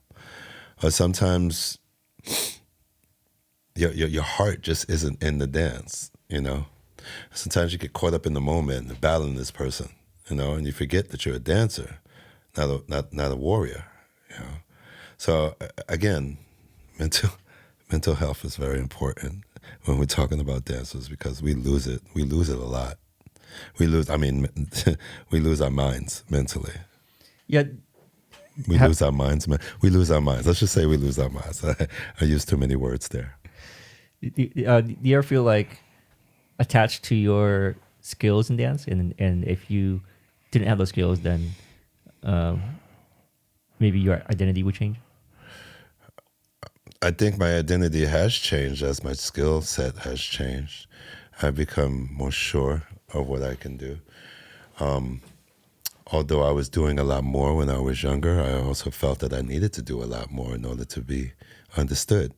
What I realized is they don't understand anyway, so I might as well just go with what I know rather than to break myself for people that don't appreciate what you're doing. So what can be done to amplify the artistry in dance? What do you mean, what can be done? Amplify the artistry. That's what can be done. So, like, I mean, there's something happening right now where it creates more worries than artistry, right? And then it's always going to create more worries because, again, we're dancers and we wear our emotions on the sleeve. It's the reason why most dancers smoke. There's a reason why a lot of dancers drink. You get mad at ourselves. Your mind is just not, today, the dancers are pretty crazy. We're pretty crazy for some reason, because we're getting into something that there's going to be anguish. There's going to be mental anguish. And pain involved. You're going to hurt yourself. You're going to hurt yourself one day, if not every day. There is pain involved. But it's the want. It's the want to do it. You want to do it so bad, you higher your threshold of pain. You get through it. Because it's important. Even if it's not important to everybody else, I gotta get this out. It's like a writer with a story. He has all this paper, but he doesn't have a pencil. And you're just like, that's how it feels. A lot of times. So, like, expanding on the artistry part, what are some choices that you gave up or decided not to pursue in order to keep the integrity of the artistry? Stop trying to pursue being the number one everything, and stop trying to beat everybody and stop trying to be, because again, you don't believe you're number one, but you have to. If you've ever been number one before, like I have, you just put a target on your back. You get to the top of the mountain, you realize that it's a lonely place. You're just here by yourself. And everybody wants to be there until they get there. And then they're ready to get shot down for somebody else to deal with the same thing. It's not really important to be number one. It's just important to be noticed. It's important to be important, And a lot of people, especially in this dance life, will make you feel that there's no importance in what you do, and you wind up trying to prove it to everybody every day of your life. You try to prove it to everybody. I still got it. Or I'm the best. He ain't the best. I'm the best. And I got to the point where it's like, who gives a fuck? I don't give a fuck anymore. It's like, so what? So what? I'm so done with that part of it. And I like myself. I love myself. I love myself as a dancer now because I can express without all of that baggage, Some people can't. Some people need the baggage to express. They need a reason. They need somebody to get in their face to be able to step up. I can just find it. I can turn it on when I want to. And that once you get to that level, all of these other levels don't mean anything. Can I control it? Can I do it when I do it when I ask of it? That's more important to me than being the best anything. I mean, and you know what? I can say that for myself. I've been the best before. Yeah, people say no. Those people make it unworthy, not worthwhile to even, it's like, come on, dude, we're only playing the game. You win some, you lose some. Is that okay? Nah, because that, I feel like, how would you feel? I mean, for example, and I say this, I'm going to get so many people mad in this interview. Okay. You know how they're putting dance in the Olympics? Breaking, right? Yeah, I didn't want to say it, but yeah.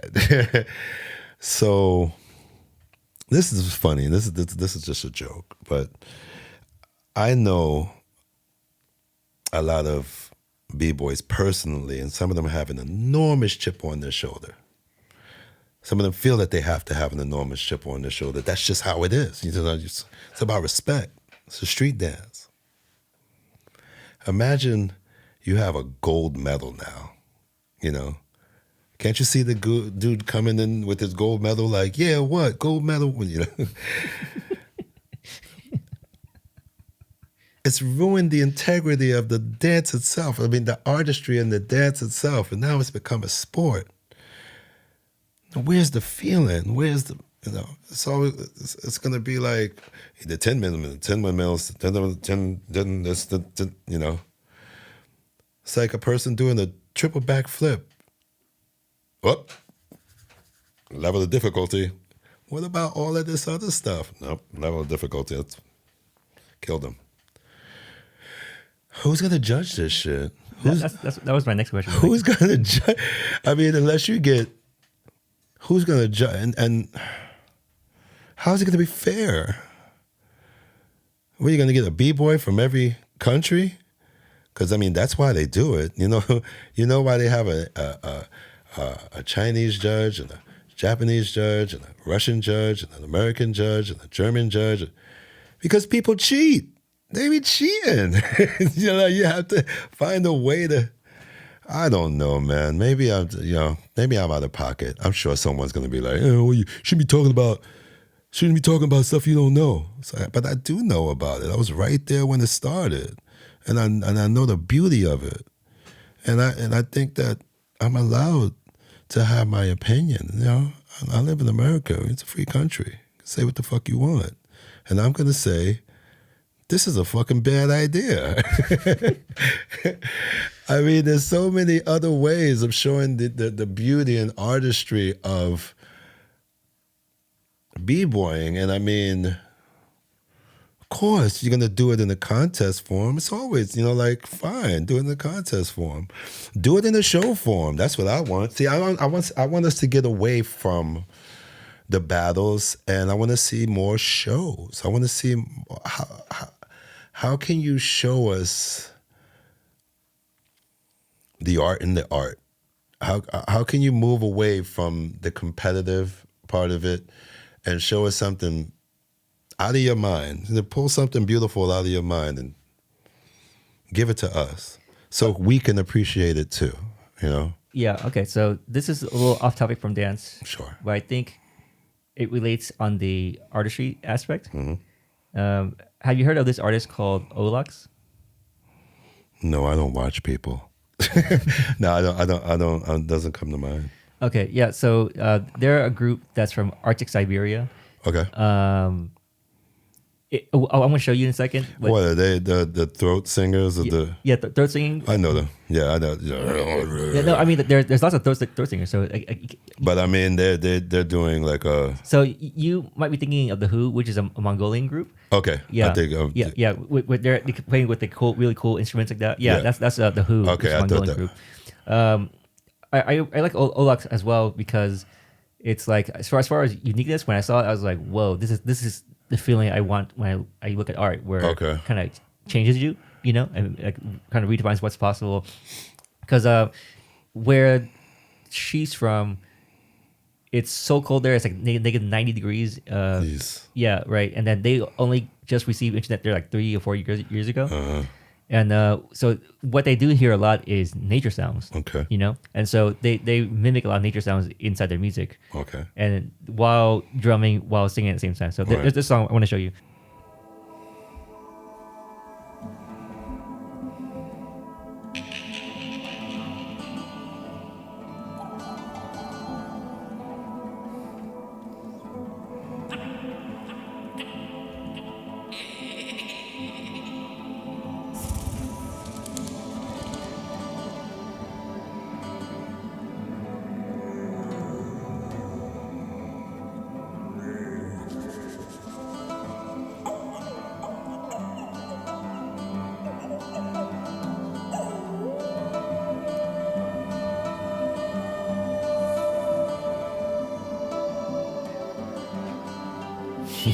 So,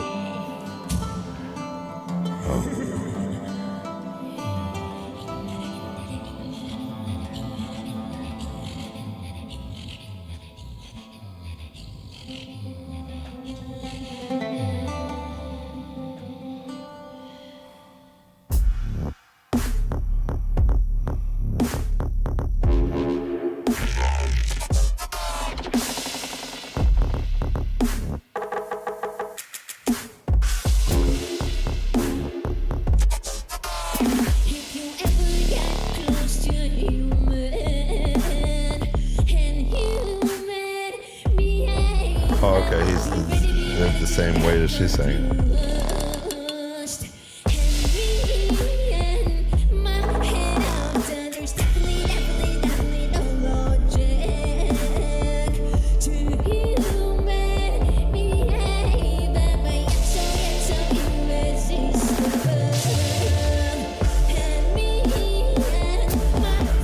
Well, I wonder what she thinks about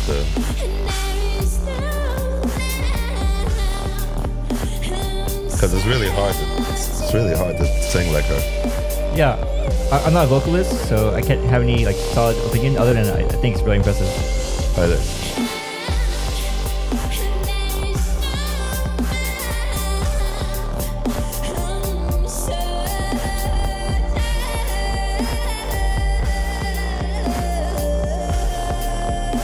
And then that same sort of thing on the right side too, while drumming. Yeah, this reminds me of I've just recently like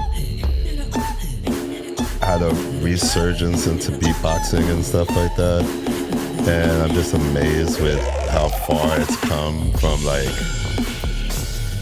Dougie Fresh and Bismarcky and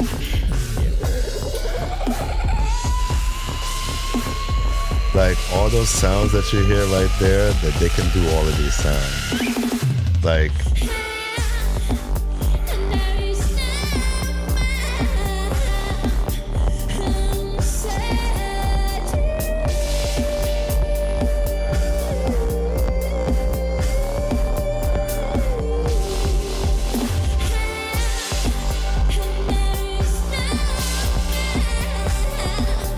it's only two people. It's crazy.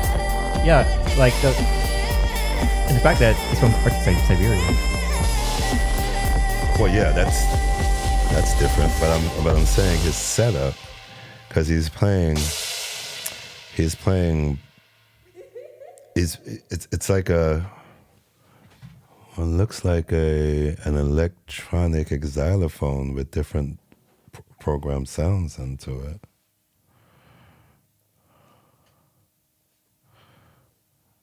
Yeah, it's like she's this is very special. This sort of you gotta give me the name of that because yeah, I'm glad you appreciate it because artistically, when I first saw this group, I was like, whoa, this is like unlike anything I've ever seen before.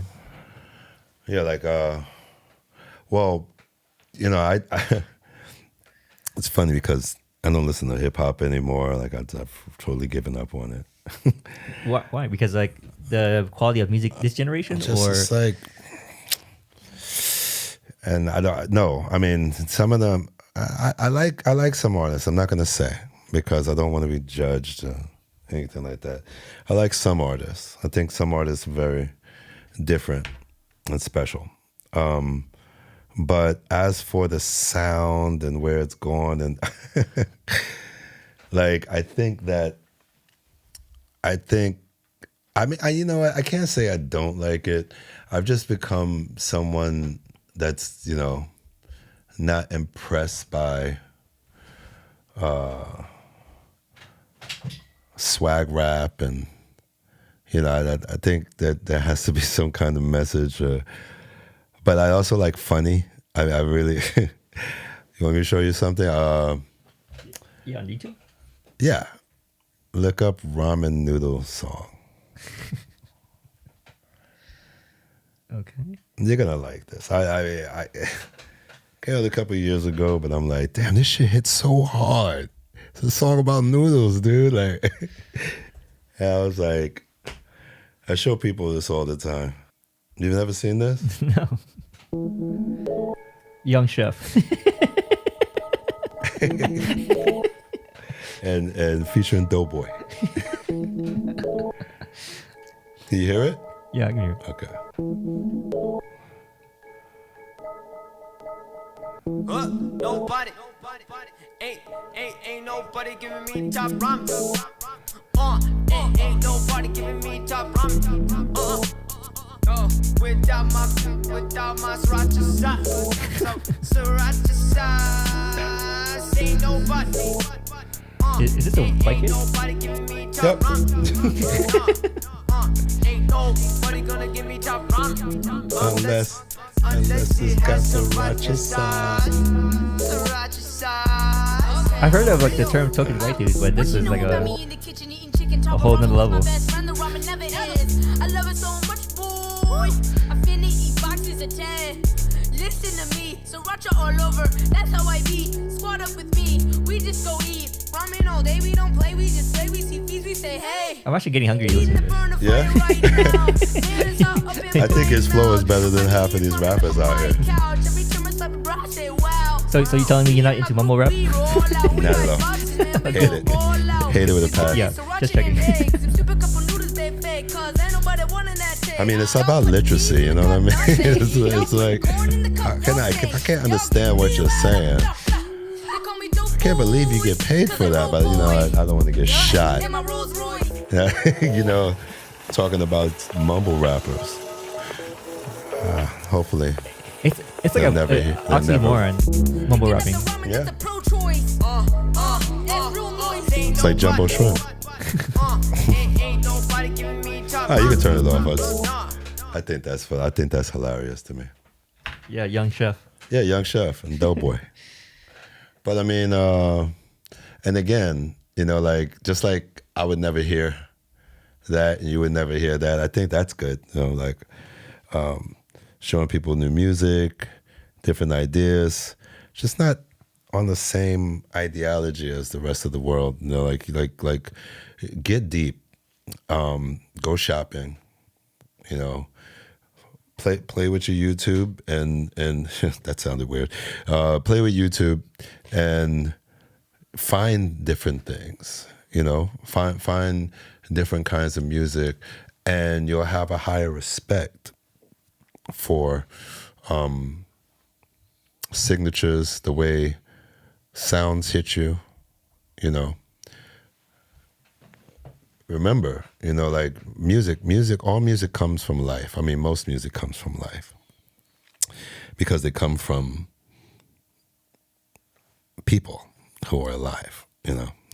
When you're blowing a horn, you're blowing air through a horn, you know.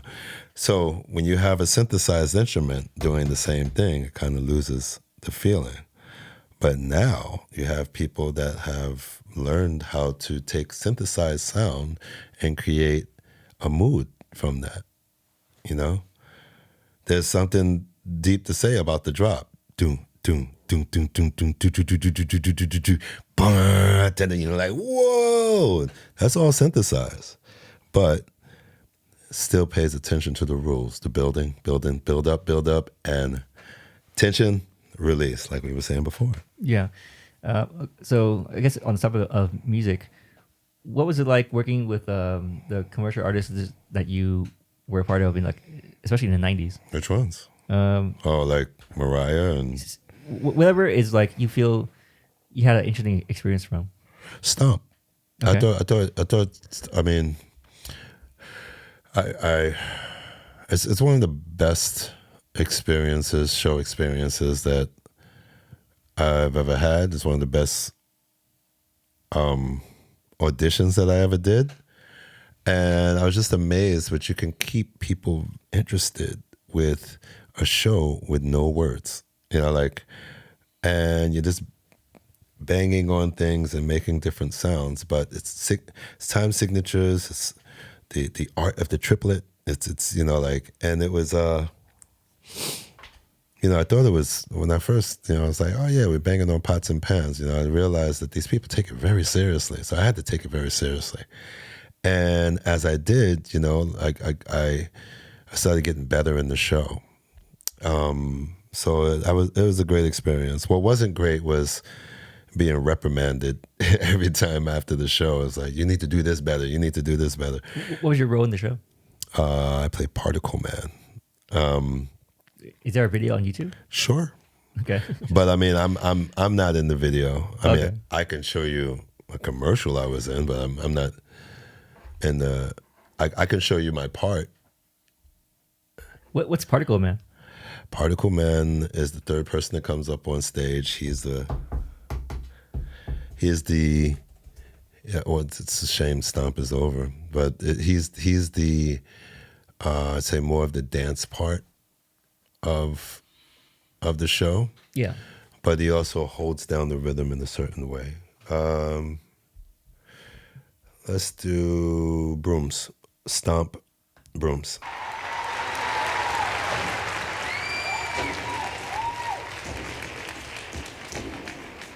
See? He's the creator of the show. The first guy? Yeah.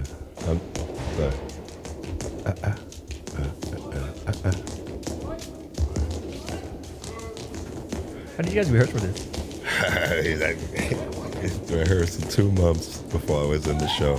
But I mean, like, how did they rehearse this? Because it's all sounds. Yeah, you learn the time signatures, you learn the movements. Like, watch. There's the sigh here.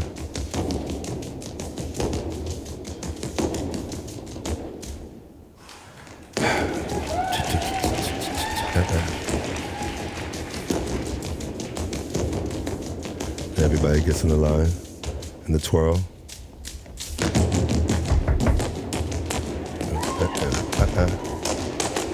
That's mine.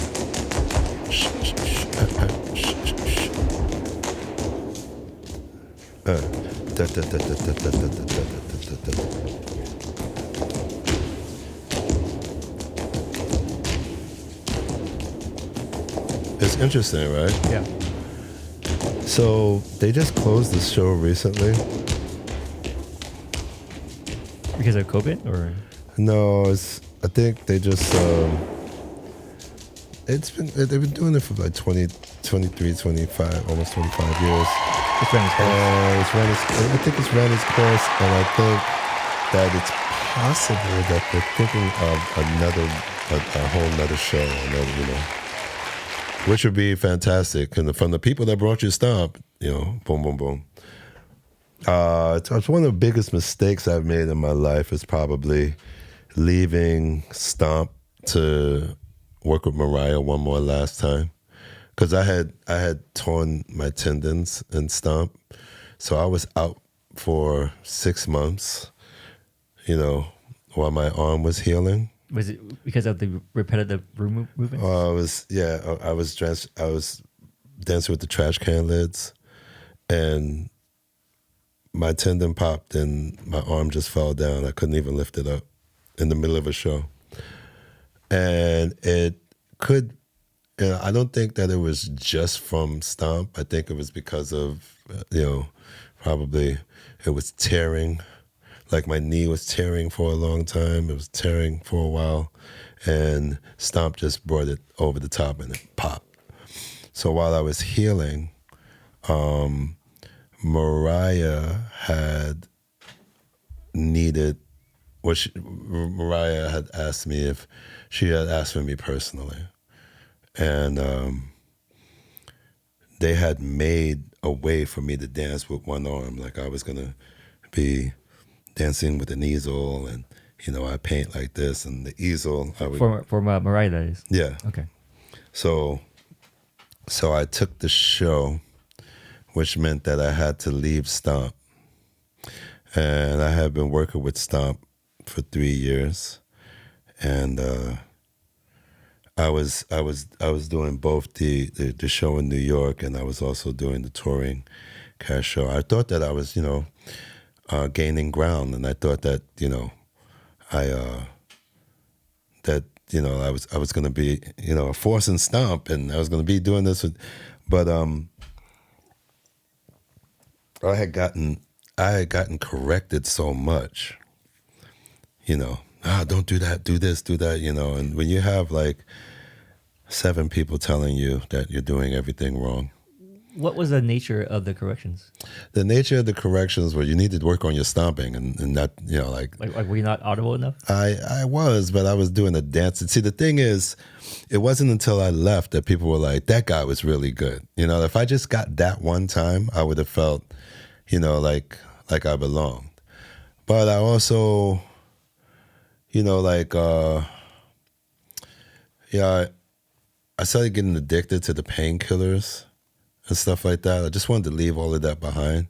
I felt like if I remained as a stomper, I was going to lose myself as a dancer.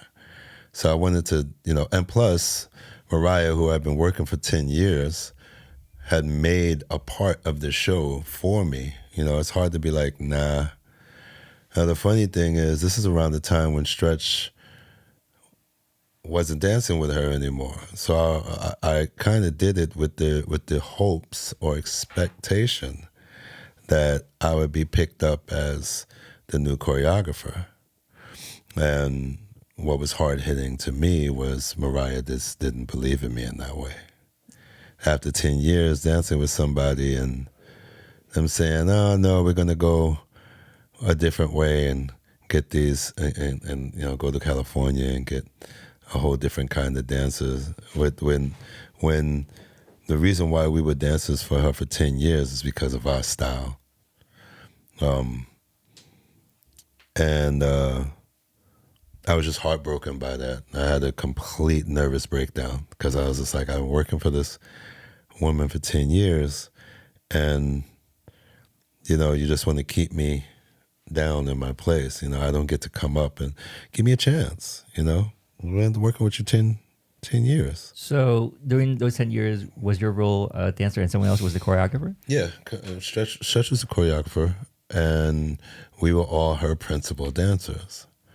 Now, I'm not saying that I'm nothing like Stretch. I mean, Stretch is a fantastic choreographer. I just thought I had a chance there. I would have jumped at the chance to be. Of course, I would have done something for my resume, especially as a dancer. But you make moves that you regret, and I think that was one of the moves that I regret because I was doing well in Stomp as far as I thought.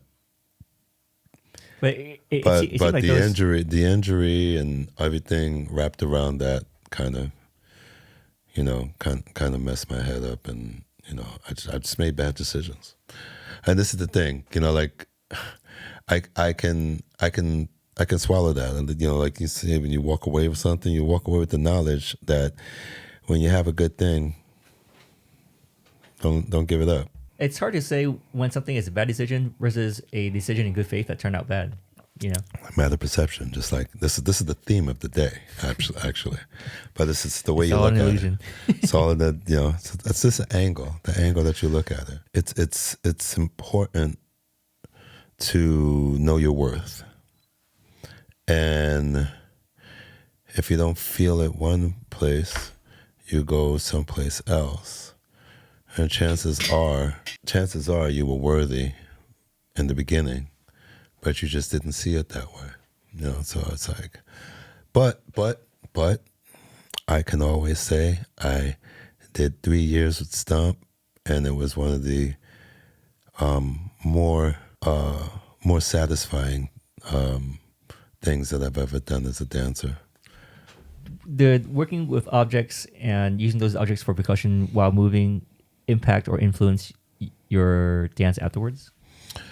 It just showed me I can do it. Like when I went to the auditions, they wanted drummers that can dance and dancers that can drum. And I would like to think I blew their mind, because I was actually a drummer that could dance and a dancer that could drum, So I was like, I thought I had it, and I got it. I mean, I had just cut my hair, like I was really mentally going through a lot. And did you audition for Stomp because it spoke to you artistically, or was it like a financial move initially? Oh, it was a financial thing. It wasn't like it spoke to me. I mean, it kind of did because I was like, oh, I would love to do that without actually seeing the show. You know, I was like, oh, you know, you always see Stomp there, you know, you're going to be a part of that. And it was great because it was like, I mean, I've gone out with Mariah in front of like 80,000 people, you know. But this small little place where people like right up on you looking at you, you know, the fact that we could make children shut up for a whole hour and a half. They were just like, wow, you know. But yeah, that's enough about that. So, what was it like working for Mariah during those 10 years? It was great. I mean, it's remember we knew her when she was very young, so you know she was like little sister at that time. And then you watch her, you know, I guess blossom. That's not the word I want to say. But I have some very, very good memories of that. I was able to take Mariah to a club in Japan. I was almost turned that place over. Yeah, what was that like? What happened there? Well, Whatever that won't get you in trouble. well, I almost got in a lot of trouble because I think Mr. Mottola, Tommy Mottola, had gone to the next country. I think we were in Japan. He went to China or something like that to set up.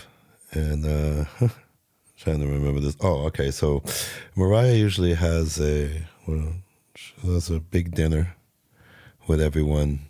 You know, it was her last performance in Budokan, and we were all at a dinner together.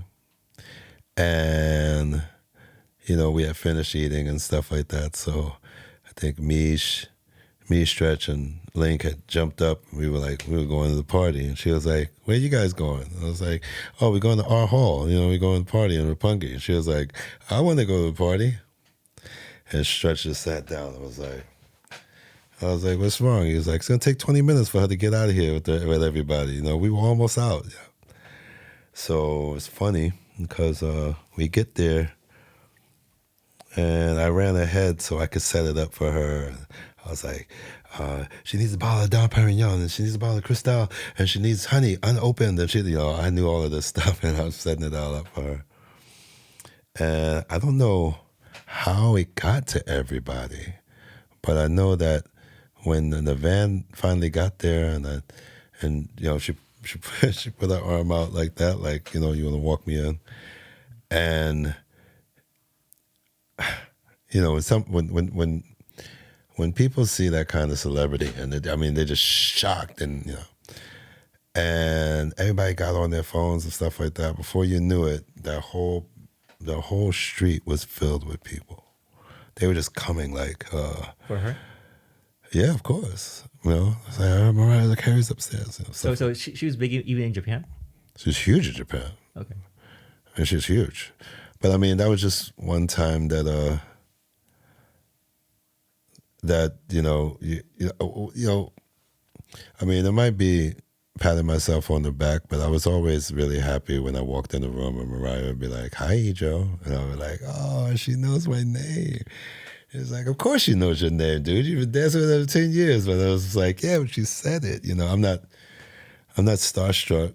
You know, she was like a friend to us. You know, so I appreciated the fact that she kept us employed for 10 years. I appreciated the fact that she, you know, believed in us for that long. How did you even make the first audition or the first, like, how did she become aware of you guys? Well,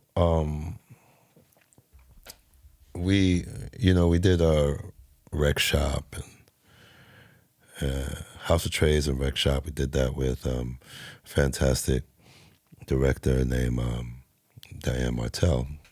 And Diane Martel went on to do all of these big videos, you know, like what is it? I came to bring the pen. The one with Method Man. He's in the bus with the. She did that, and she started doing Mariah videos and stuff like that. So I don't know if it was her idea or I really don't know how it went down, but it was just like Stretch called me up and was like, "Yo, we have your additional Mariah Carey." And the next thing you know, we were dancing for her for 10 years. Wow. I said, wow. I mean, we didn't know it was going to be 10 years. It just, when it's not broke, you don't fix it. Yeah. You don't fix it. It was a good combination. They all were into us, but not necessarily at first. I mean, when we did the Dream Lover video, they said that we all look like slaves in the field. How did you receive that? I dance with Mariah Carey, motherfucker. I don't give a fuck what you say. Yeah, it's like I didn't look at it that way. I was like, it's the media. They're gonna make any fucking thing they want up anyway. But I mean, yeah, it's just like, what? I was like, yo, we were in the field all that time. We never felt that we looked like slaves. I was like, we're dancing in the field, dude. I mean, it's like all spread out, and they had this is before they had what do you call it? Those things that fly around and Drones? Yeah, before they had drones. They took the picture out of they took that shot out of a hot air balloon. Oh, really? As a matter of fact, at the end of that video, right? Yeah. Where she goes, with your baby, and the the hot air balloon like flies off with her. Yeah. That really happened. And the wind had caught the hot air balloon. And when I say Tommy Mottola jumped in the car so fast and drove, he must have eaten that dude out, because that's your big star floating away. Like he was like, he's gone. I mean, and it's his wife, you know what I mean? Like, but they went up. They were supposed to go up and come back down, but they went up and the wind caught it and it just started drifting away. And I was like, wow, can you imagine that kind of? Is this on YouTube still? What? A video?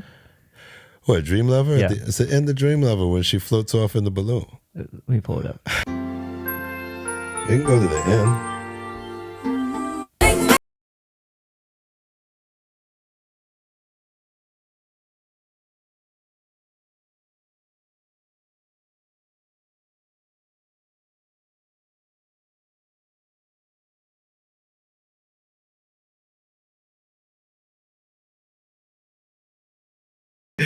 Dude's holding the camera, and the balloon just keeps going further and further away, and it was like a whole like everybody was freaking out. I wonder how she felt. Like, I'm gonna get out of here. Excuse me. So I'm sorry you got in so much trouble, but that was, it was like it's amazing because we saw an artist like completely exploding in front of us, like, and we had something to do with that. So we had unbelievable pride in that,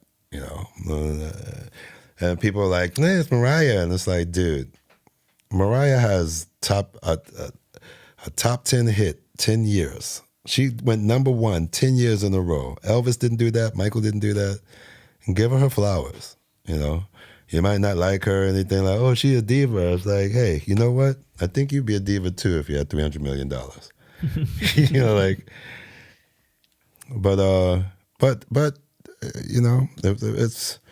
It's part of the story. We had this is my, I don't know if everybody feels the same way, but this is how I felt about it. I thought I was very fortunate to have Mariah in our lives, because I was, we're not fighting to get jobs and do this, and it's like, at least we have Mariah, like she's taking us all over the world, and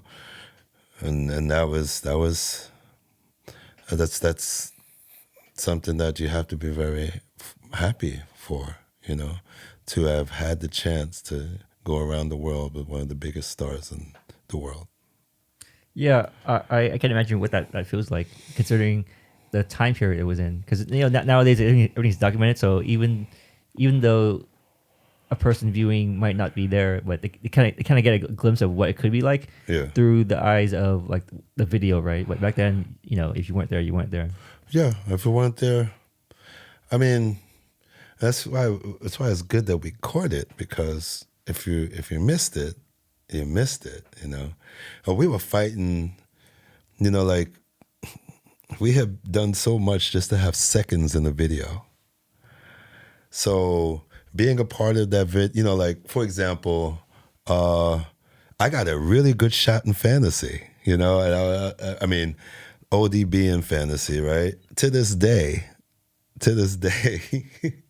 I'm like, I can't believe Diane Martell gave me such a nice shot. And what video is this? I'll pull it up. ODB fantasy, because we're all dancing in the.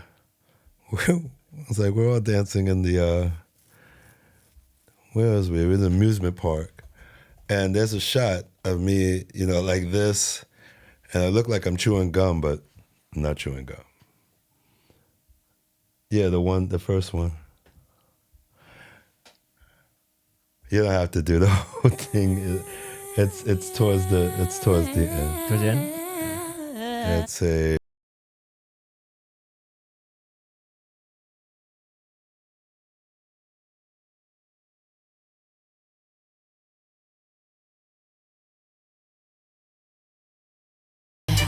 It's good. But I mean, yeah, so that little one spot right there, I was like, oh,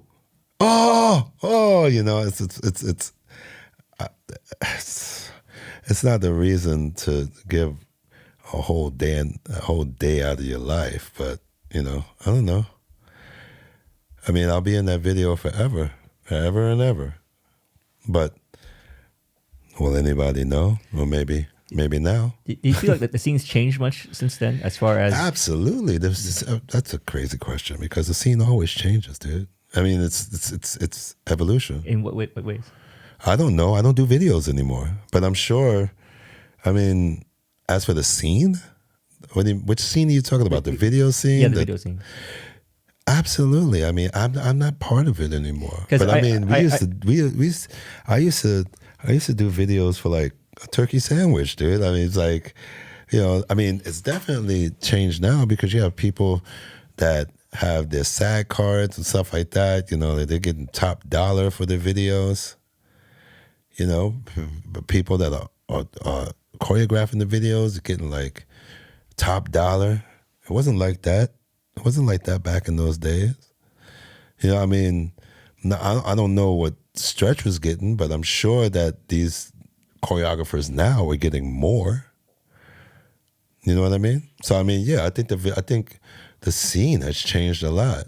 I also think that it hasn't changed a lot. Like the dancers are probably getting shit just like we was, because we're the first ones on stage and the last ones to get paid. So I wish to God it would change. And maybe it has changed some places. But I don't know. Hearing some of these big stars are giving people $100 for their video, so I don't think it's changed a lot. Again, dog eat dog. We don't have any. We don't have any unions protecting us. Here's something that we don't really talk about: dancers not having insurance. We hurt ourselves so much. I mean, yeah, we should have insurance, dude. That's one thing about Stomp, man. When I hurt myself, they were like, "You're going to the hospital tomorrow." I was taken care of. They were like, "We got the best insurance that any stage show." I was like, "You don't have that with anybody." I was like, "Where? How do you get that?" Even if you had it, there'd be some dancer like, "Yo, I don't need no insurance. I'll do it for free." It's yeah, it's a race to the bottom. It's terrible, man. It's a race to the bottom. Yeah. Yeah, I experienced similar things in other fields where you just want to either be recognized or just do the work or just somehow get your foot in the door that you will do things for free. Well, yeah. I mean, I would still do it. I personally, I want to be a voice actor. So, one of these days, maybe I'll make money with my voice. Yeah. But the truth of it is I've always wanted to act. I didn't even want to dance, dude. I mean, I danced, but I've always wanted to be an actor. So it's funny because I finally got up stage and did some stand-up. So I have that. I think I saw that on Facebook a few years ago. I didn't see the whole thing, but some short snippets of you doing stand-up. I'll show it to you later. Okay. But I mean, yeah, it went well. it's great because I felt like VooDoo was right there. You know, he was always like, "Yo, you could do that shit. Just do it." And I'm like, "Nah." He's like, "You stupid. You could do it." You know, like, we could do it together. I was like, but Ray, you're not funny. He's like, I am. Yeah, I miss him so much, man. That's my fucking dude. But I mean, if it wasn't for him, I don't think I would have ever had the confidence to do it. You know, even though he had passed away a couple of years before, I was really hell bent on doing it in his memory, because and the thing is, I haven't done it since, but. You know, I mean, I have done it. I have. Did you like? How did you go about your material for the show? Did you freestyle it, or did you work on stuff beforehand? I worked on stuff beforehand. When I show it to you, you'll see I worked on stuff beforehand, and then a friend of mine in the audience goes, "Who you with?" And I'm like, "Oh, is that something?" And I lost all of my routine after that. So it's all freestyle after that. So, but the thing is, I got both sides of it. You know, I worked my material. That worked. My improv worked. I was like, yeah, I should keep doing it. But I went back to dance because you get comfortable. And if it isn't broke. Yeah. But then it broke. So now I have to really think about other stuff. What do you think about Jordan Peele and I think they're fantastic. Yeah. You know, I think they're funny as hell. I mean, I also think that, of course, I think Dave is funny. I think Mike Epps is hilarious. Well, but how do you compare? How do you deal if they're setting the bar? You know, I really got to get my routine together. You know. Yeah, I've recently come to really appreciate Key and Peele and all the Jordan Peele movies that he's been putting out. It's like, well, the Jordan Peele movies and Key and Peele are completely different. Yeah. But yeah, I mean, you can do something else but be funny. I think that also speaks to like his range, Jordan Peele. Yeah, absolutely. I think it's fun. I think it's, well, I mean, again, they're getting to act. They get to act. And it's like, if you get to direct, of course, get to direct. Especially after you've been directed so many times, you just start to pick things up when you're in that realm. How do you feel that people can best support you and support the culture and support artistry? Just by that, support. I mean, if I did a show, I would like backers. I would like people to invest in it. Come and see it. Yeah, support. Come out. Invest. It's the only way things like that get done. You need backers, you need sponsors, you need all of that stuff. But what do I know? I'm just a dancer. But I want what's best for the dancer. I want what's best for people that are going through or have gone through the things that I've gone through, where you just don't know where the next dollar is going to come. And you have to get some odd job to make ends meet. I mean, I know nothing about it because I've been a dancer like all my life, and I still teach classes and stuff like that to make my money, travel over different places. I mean, I DJ as well too. It says all has to do with music and dance. Okay, so what about the culture? How do you think people can best support the culture? Well, it's the same thing. Invest. Put your money where your mouth is. So just help, sponsorship, all of that stuff. It's the same answer to the last question. Okay. And are there any shout outs you'd like to mention? I'd like to shout out the crew. I'd like to shout out all the people we've lost. Marjorie, Ray, Jesus, so many, man. Listen, Doughboy just died. Dave from Deelite. So, you know, like we're just getting to the age. We're getting to that age where every year seems like we're burying one or two of our friends. So, yeah, give a shout to them. to keep watching over us. A shout out to all my enemies, making me better. I don't know. I'll give a shout out to my beautiful mother and all of the people that believed in me, that have truthfully made me better and want to be better, not just for myself, but for them as well. You hear the violins? Shout out to all of my students that come to class who are so hungry in learning,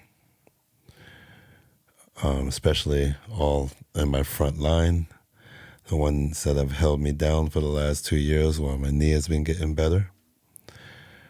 My fans, and the people that have looked to me for guidance and have appreciated the stuff that I've done without judgment.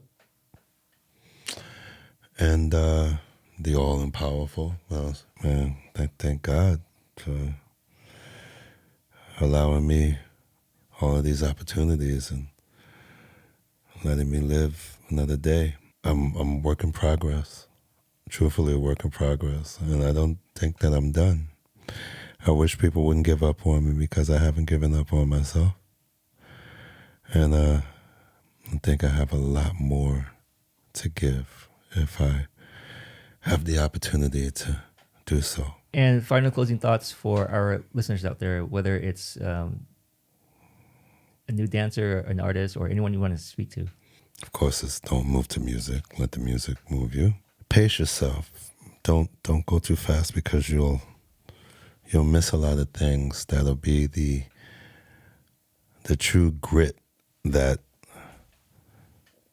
you would probably need. Look around and stop taking everything to heart. Truly work on your craft. Work on your craft like a fucking maniac. Work on it because you don't know you're getting better, but you are. Take it from me. You're getting better. And your teachers are probably not telling you that, but you're doing great. All right? Dance with love. And always remember that I love you. Hope that you love me too. Thank you so much for coming on the show, Ejoe. Thank you so much. I had a fantastic time. I think I said enough. Yeah, really appreciate you coming on to the show, and really appreciate you being a big example of what it means to stick true to your artistry. You definitely been an inspiration to me and many others. Thank you so much. And I'll definitely continue to believe in you, and I know others will. Appreciate that fully. Thank you so much. Thank you for the opportunity to come and I don't know, get some of the stuff off my chest. I'm glad that I'm going to talk anyway, but I'm glad that someone's listening. Yeah, and I hope that some of this, or any or some of this, gets in and helps you rather than hurts you. Cool? Yeah, thank you so much.